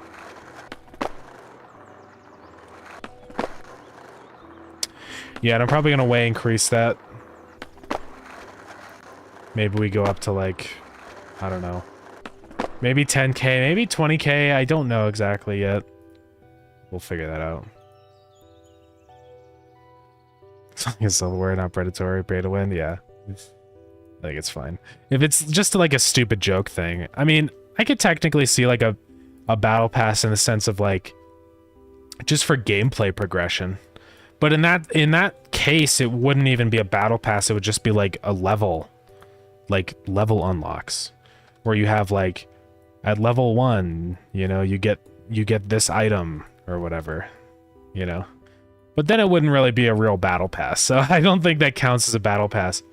In my definition, I think a battle pass requires some monetary involvement, you know what I mean? So skate level amount.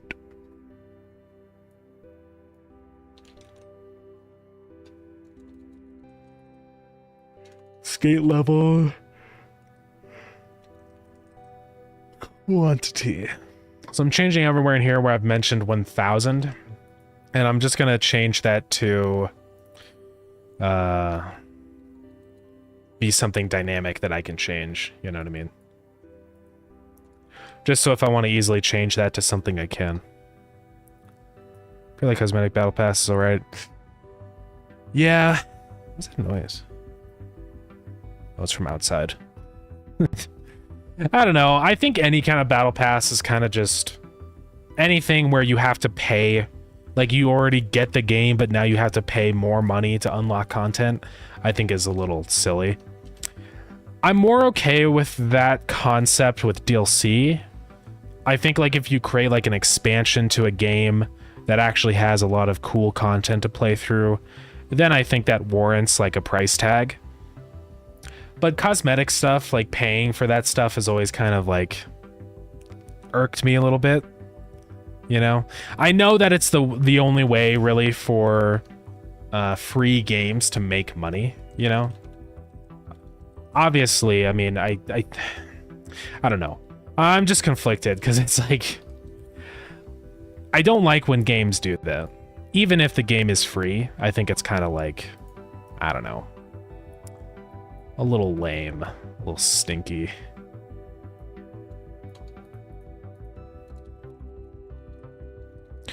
I'm sort of okay with it if you can unlock those same things by just playing the game. But if we're being honest, that's a very uncommon thing. Pretty much every game that does that, it will always, you always have to pay for it. Like with Fortnite, technically you can, unlock skins someday for free if you collect enough V-Bucks, but it's gonna take you years, so it's kind of, I don't really count that.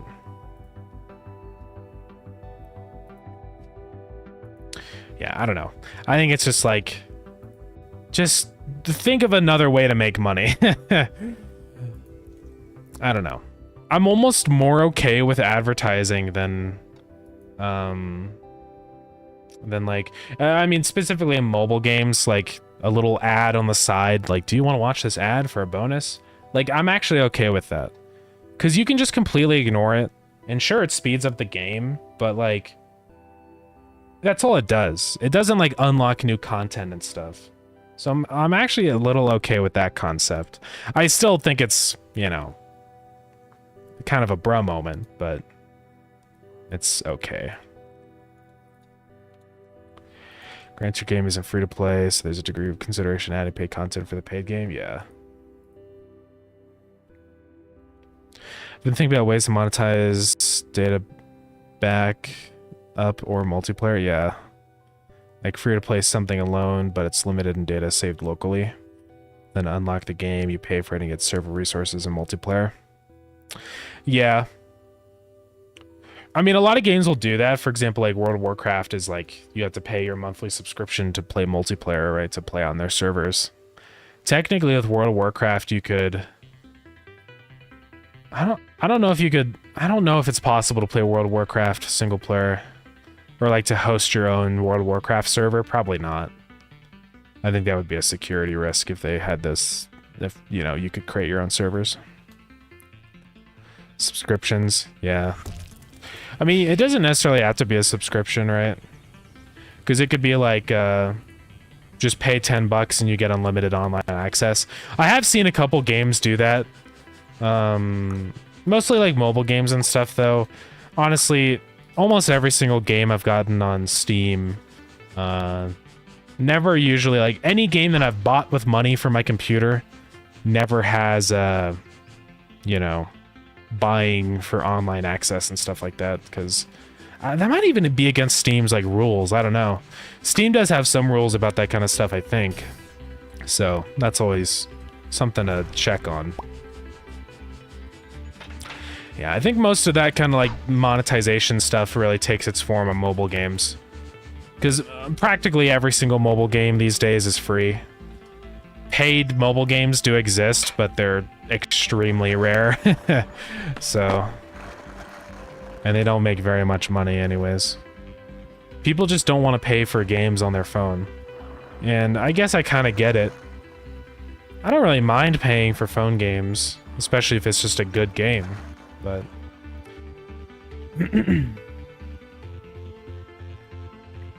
sure we all had the idea of I'm Rich game. Oh yeah, this game that costs $100.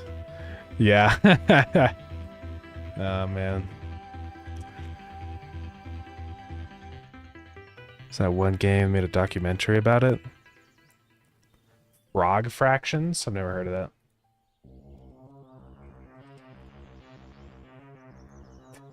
What is this? It's a browser game. Spoof of the edutainment game genre.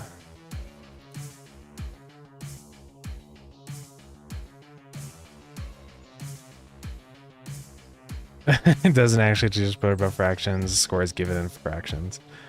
Okay. That's kind of funny.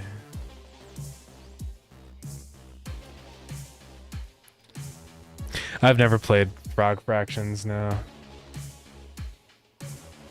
It's Frog Fractions 2. Maybe I'll check it out. So it's Adult Swim games, yeah.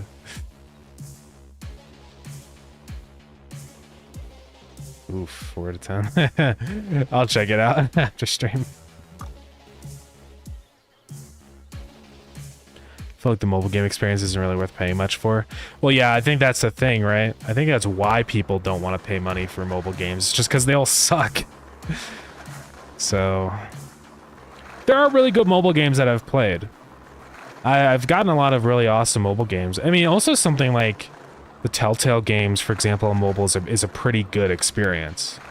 Like, I don't think playing The Walking Dead or whatever on mobile is significantly worse than PC, right? So, I actually would not mind paying for those kinds of games, right? The guy who also made a game called Utilitris, yeah. Tetris, but every line clear you get widens the game board. Yeah. Oh god. So it becomes unbeatable because you have to fill an enormous area. Yeah.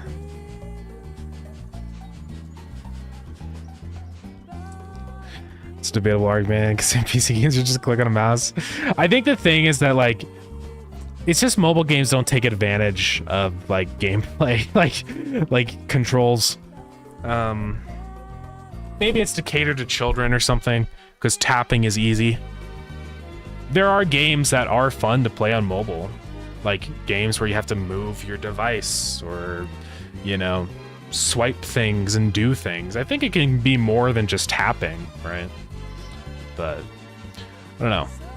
It's just the standard for mobile games it's extremely low, pretty low quality.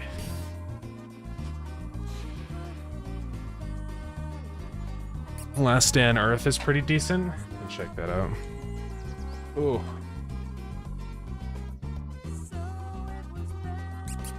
I think I've heard of this one.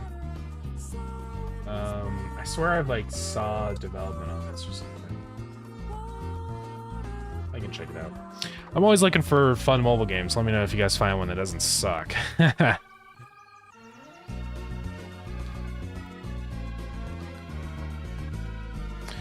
think it's debatable. I open up a PC game looking for a fun experience. Open a spot for a game waiting for my dentist appointment. Yeah, right. I guess there is like a...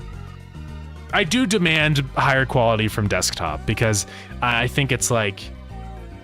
When I play on my computer, it's not because I'm just whipping out a game really quick to speed things up or to waste my time while waiting for something. It's because I am choosing to sit down at my computer and play something. So I want that experience to be very good, right? Versus like on my phone, if I'm messing around for 10 minutes, it doesn't really matter. I don't care.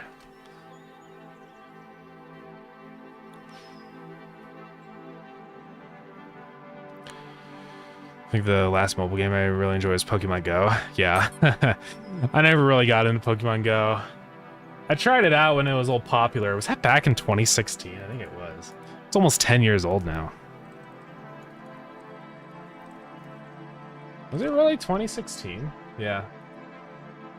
Jeez. It's almost 10 years old. That's kind of crazy. I'm sorry. Oof. Balatro is fun for mobile, yeah. Games like that where it's just really simple controls but can still be like mentally interesting and complicated, I think are a good fit for mobile, you know? Games where it's not so much about your key presses and your physical skill at inputting things, but the mental side of it. So I think that's why Balatro can be, yeah, is a great mobile game. Same with something like I think like Buckshot Roulette is mobile. I don't know though. I'd have to check on that. The older Kairosoft, yeah, those games, those are good. I used to play those a lot actually when I was younger. I liked like the hotel one. That one was always really fun. I think that's one of their oldest. Yeah, those are pretty good games. I like those. I got hooked on idle incremental mobile games for a while. Yeah, I'm gonna close my window. It's getting really cold.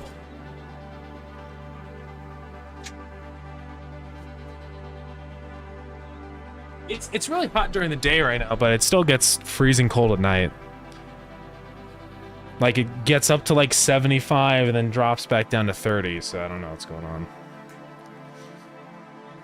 Yeah, incremental mobile games, those are pretty fun. I still do play a couple idle games every once in a while. But I don't know, I think the thing is it just doesn't ever like hold my interest. Because I'll play like one idle game for like a week, and then after I just like get to a spot where things start to really slow down. I think that's one issue with idle games, in my opinion, being an idle game connoisseur, is it starts out being really fun and things moving quickly, but people think that the way to balance an idle game is just to make things slower. But that's not fun. That works when like there's skill involved. Like if you're playing for example, Coal Keeper, as like if the difficulty increases faster, that's fine because you can just get better at the game or do another run and try something different. But with an idle game, it's like if it just gets slower and slower, then it's not fun. I don't want to have to wait 2 days for one upgrade. It's just stupid. I think that's always my gripe. If games would just like, I don't know, not slow things down so much, that would be kind of nice, wouldn't it? I mean, I know the reason they do that is so that you buy your upgrades and your ×2 multipliers so that to speed things up, but I think that's kind of a lame practice. I've downloaded so many games on my phone, hoping to find a good one. I never... Yeah, more than 2 hours after downloading. That's always how it is for me. Like, I'll open up a game, immediately get hit with an ad, like a full screen, unskippable ad, and I'm out. I delete it. You know, it's just like, what's the point? I'm not gonna play a game and spend more than half my time just sitting there watching an ad, you know? I think that's so stupid. Ad stuff, like I said earlier, I think is fine if it's like an optional ad that you can watch to boost something or speed something up. I don't think that's a good thing, but it's like tolerable, right? But when you get hit with like a full screen unskippable ad immediately, that's no, you know, that's too much. Yeah, it's getting worse now. It's just me. Oh, yeah. No, definitely like with like the Apple Store or Apple Ad API, they play multiple ads now. It used to be usually where you just get a 15-second ad, but now sometimes you get multiple. It can take like a minute of just ad time. It's pretty bad. Ads. It's just becoming TV all over again. We moved to platforms like Hulu and Netflix and stuff to get away from the ads, but now they're just coming back. That's what's happening, and honestly too, like Prime now does this thing where your subscription includes ads now. So to get rid of the ads, it's an additional subscription on top of your subscription, which is really frustrating. Yeah. It's a cycle. It's a constant cycle. Radio had too many ads, and then they went to TV, and now TV has too many ads, so we went to streaming, and now streaming has too many ads. I don't know what's next. Maybe some VR stuff. But subscription-based subscription, yeah. Right, it's really stupid. Like the $4.99 one-time pay for 2x speed up and the game being free. Otherwise, with no ads, yeah. I wish it was that affordable for games though, but practically every game that I've seen that has the like get rid of ads thing, it's not $5 anymore. Like they charge like $20 and it's like, what? I'm not going to pay $20 to get rid of my ads. I'm just not going to play your game anymore. Yeah. I hide the accents, a hidden timer until... Yeah, I really despise that practice. They do that on YouTube now, where they don't show you the time left remaining on the ad. I think it's so stupid. It's so anti-consumer. They do that with mobile game ads and YouTube. You just have to sit there and wait, and you don't know when the ad is done. I always hate that, dude. I just gotta slowly fades in the skip button so you don't even notice it. I think that's kind of a scummy thing to do. Twist, $28 ad blockers owned by the ad company, yeah. Sure, the next wave of ads will be ChatGPT and AI product placement? Probably. I fear the day that ads will eventually be integrated, like, permanently into our field of vision or in our dreams. Like in Futurama. Might not even be that far away if you think about it. I mean, once we get like VR contact lenses and stuff, it's just like you're just kind of chilling on your computer, and then all of a sudden an ad starts playing in front of you. You know, that would kind of suck. But at least with stuff like that with hardware, you can make your own. Like imagine if Windows had ads, everyone would just move to Linux. My God, I hope Windows doesn't get ads. And Windows does have ads in the form of their stupid products like ChatGPT or their whatever Copilot, but yeah.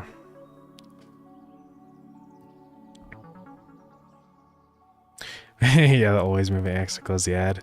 Yeah, sometimes it's like in different corners. I hate that. Oh, and yeah, also the fake X's, yeah, where it's just, it shows an X in the corner, but it's not the actual X. That should like totally be banned. I don't know how Apple lets apps get away with that. I mean, it's because it makes them money. But I think that's so stupid. Yeah, it's kind of frustrating how garbage, like, people, like, using their phones in the App Store are treated. I don't know. Is there a Mr. Krabs emoji? There's a crab emoji. You could do like a crab and a dollar sign. I don't know.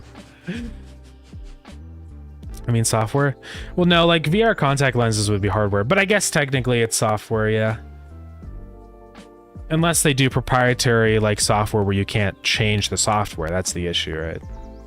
That's one thing I kind of don't like about the Quest versus like something like the Valve Index, because the Index is just whatever you run on your computer, but the Quest is you're stuck with whatever Facebook decides to put into their headset. So that kind of turns me away a little bit from the Quest stuff. I don't have an Index. I do have a Quest, but I hate that I'm like locked into having to use the Quest store. I know you can link the Quest to your PC.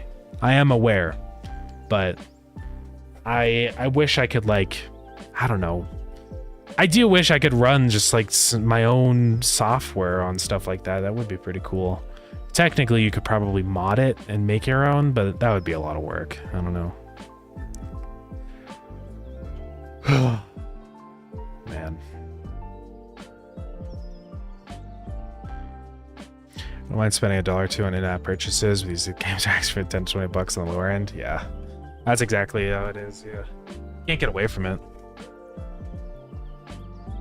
Just makes me like just hate mobile games. I don't know.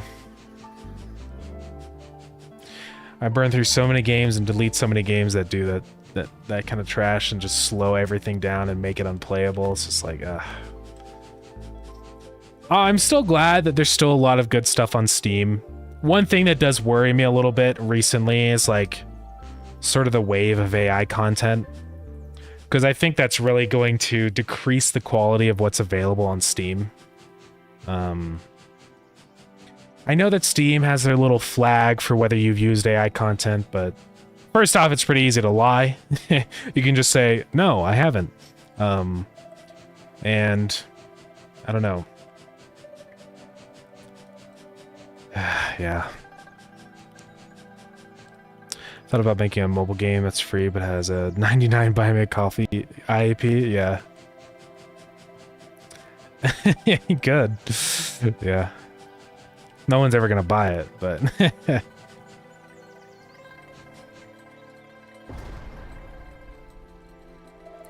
last game I released, I charged 99 cents. Knew nothing about coding or development practices. Yeah.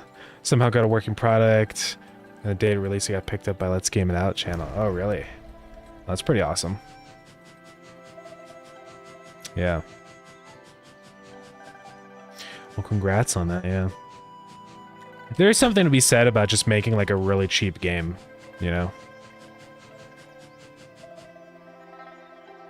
That didn't help sales. Oh, yeah. Yeah, sales are an interesting thing.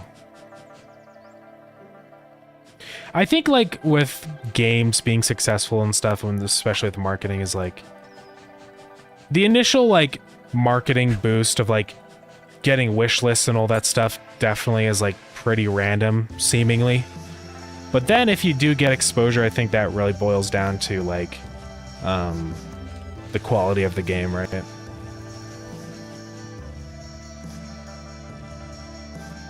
Because I noticed that with like Pogo Rocket.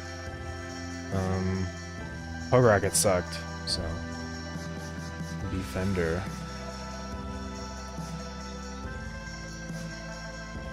Whoa. Yeah. Pretty cool. It would be fun to do leaderboard stuff. I've thought about doing like leaderboards, but it seems like a lot of work to get set up. It's easy with Steam, because Steam does have you know, leaderboard stuff integrated, so that's always kind of nice. Please tell me you guys squishy and braille? Nah, it's so good. I wouldn't be embarrassed about your own games or anything, because like, it's kind of good if, you know, you hate your older games, because it means that you have probably improved. I definitely feel that constantly, like looking back at my old games. I was like, oh yeah, I thought at the time this was cool. This is actually a terrible idea and sucked. So. Dana and I had a pretty good discussion one stream around the theme. There are no hidden gems. If a game is actually a hidden gem, it will surface and go viral. Yeah. Yeah, I mean, that's the thing. is like, if you do have a genuinely good game, I think as long as you put in enough initial effort for marketing, I think it does help enormously with like keeping the momentum going, right? Because I think like marketing is tricky. You can be good at marketing, but a lot of marketing also comes down to just how much money you throw into it. So I think it's really just making sure you have a decently strong enough initial marketing so that if your game is good enough, then you can keep the snowball moving, you know, the momentum. So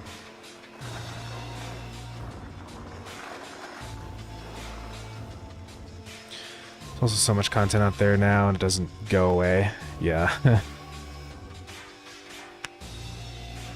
Yeah, I do worry about that with like Steam, right? With all the AI stuff.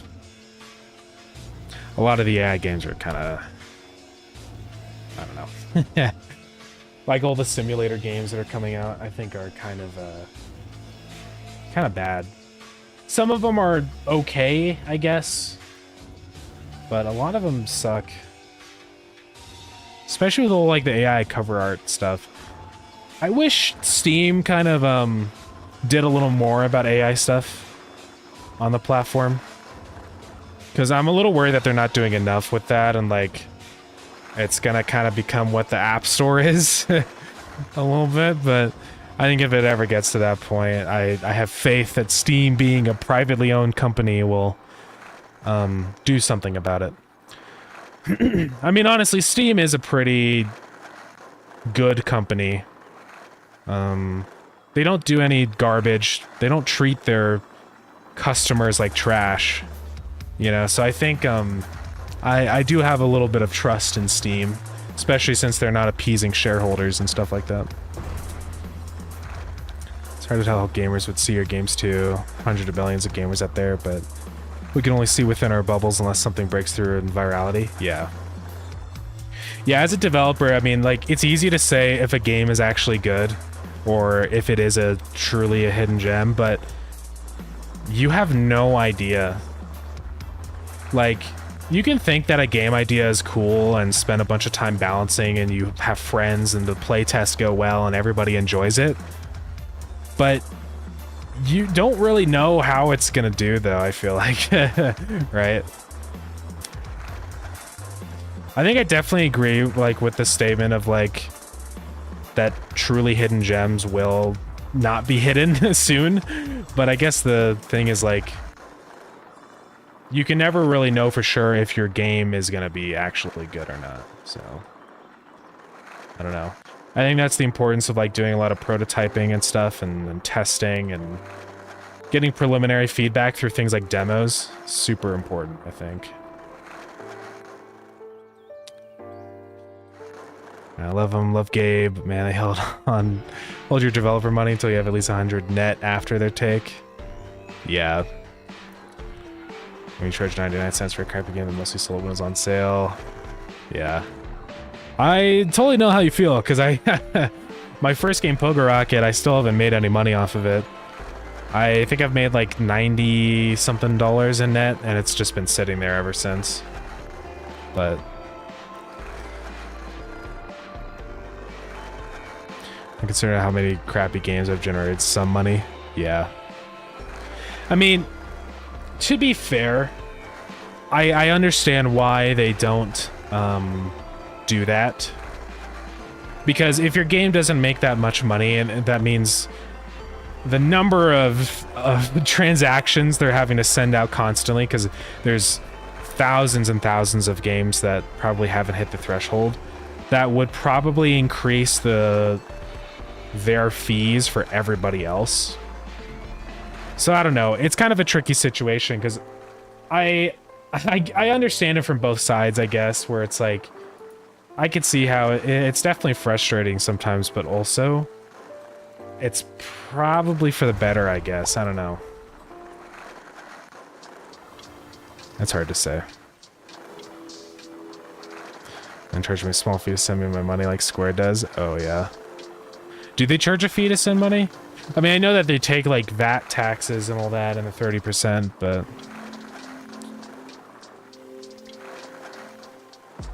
to prevent people from flooding the platform with games. Yeah, I am definitely glad that they charge for putting games up, I think.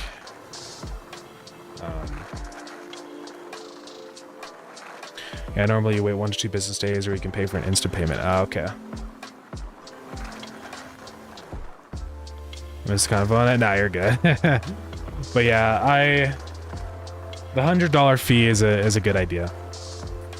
Some people are annoyed by the $100 fee, but thank God for the $100 fee, because if they didn't charge to put your games up, it would just be flooded with garbage, and it would be extremely difficult to actually find fun games. So, publishing fee is totally understandable. Yeah. I mean, there's always other alternatives and stuff, right? I think Steam is magnificent for games that, you know, make at least a few thousand, right? I would say per month or whatever. I mean, itch is also another option. Itch does have some pros. I mean, they don't charge for listing, and they also don't charge like they don't take any cuts from your profits, so it's always an option too. I don't really have any issues with itch. I think it's just really hard to actually succeed on itch, because Steam does so much more organic marketing than itch does, so yeah. I've been just rolling around. I think I'm at a spot where, like, well, we got the battle pass in, but I can't really, like, set up the rewards until we have the skin UVs set up, so we're probably done for today. I am gonna ask Dylan where we're at with the skin UVs, because I think that's kind of the next step to get the April Fool's stuff in. But we got the skating and all that, so we should be ready to go here pretty soon with it.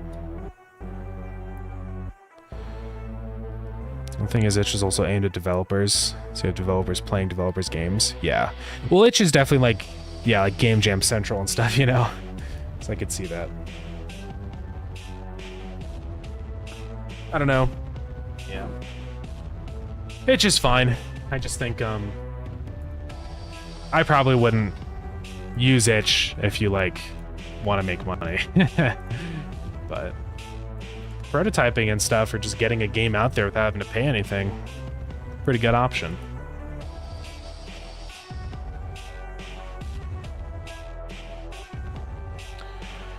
All right, we're probably gonna end the stream now.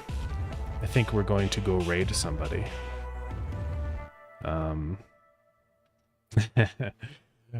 Don't be a blast watching. I'll be back. Thank you very much. I appreciate it.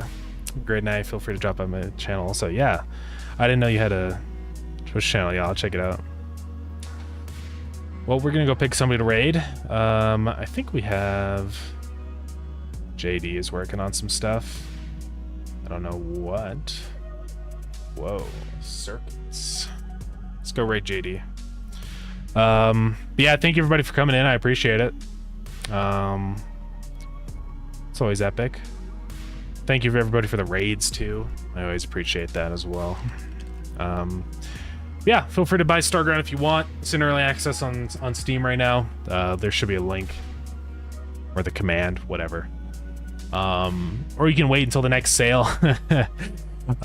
Maybe a sale during May or maybe June. I'm not sure. Definitely June for the summer sale. Feel free to join the Discord server. And yeah, we're going to be live tomorrow, working more on the April Fool's update. So hopefully we'll have the skin UV stuff so we can like get the character customization stuff kind of working. I mean, if we even have time, maybe we could get it set up where you can do custom skins too. So we'll just have to see what we got going on. But yeah. Well, thank you, everybody. I'm going to start the raid on JD. He's working on some gaming stuff in Godot. I don't know what game. I saw like some circuit boards, so I don't know. We'll see what's going on. But yeah.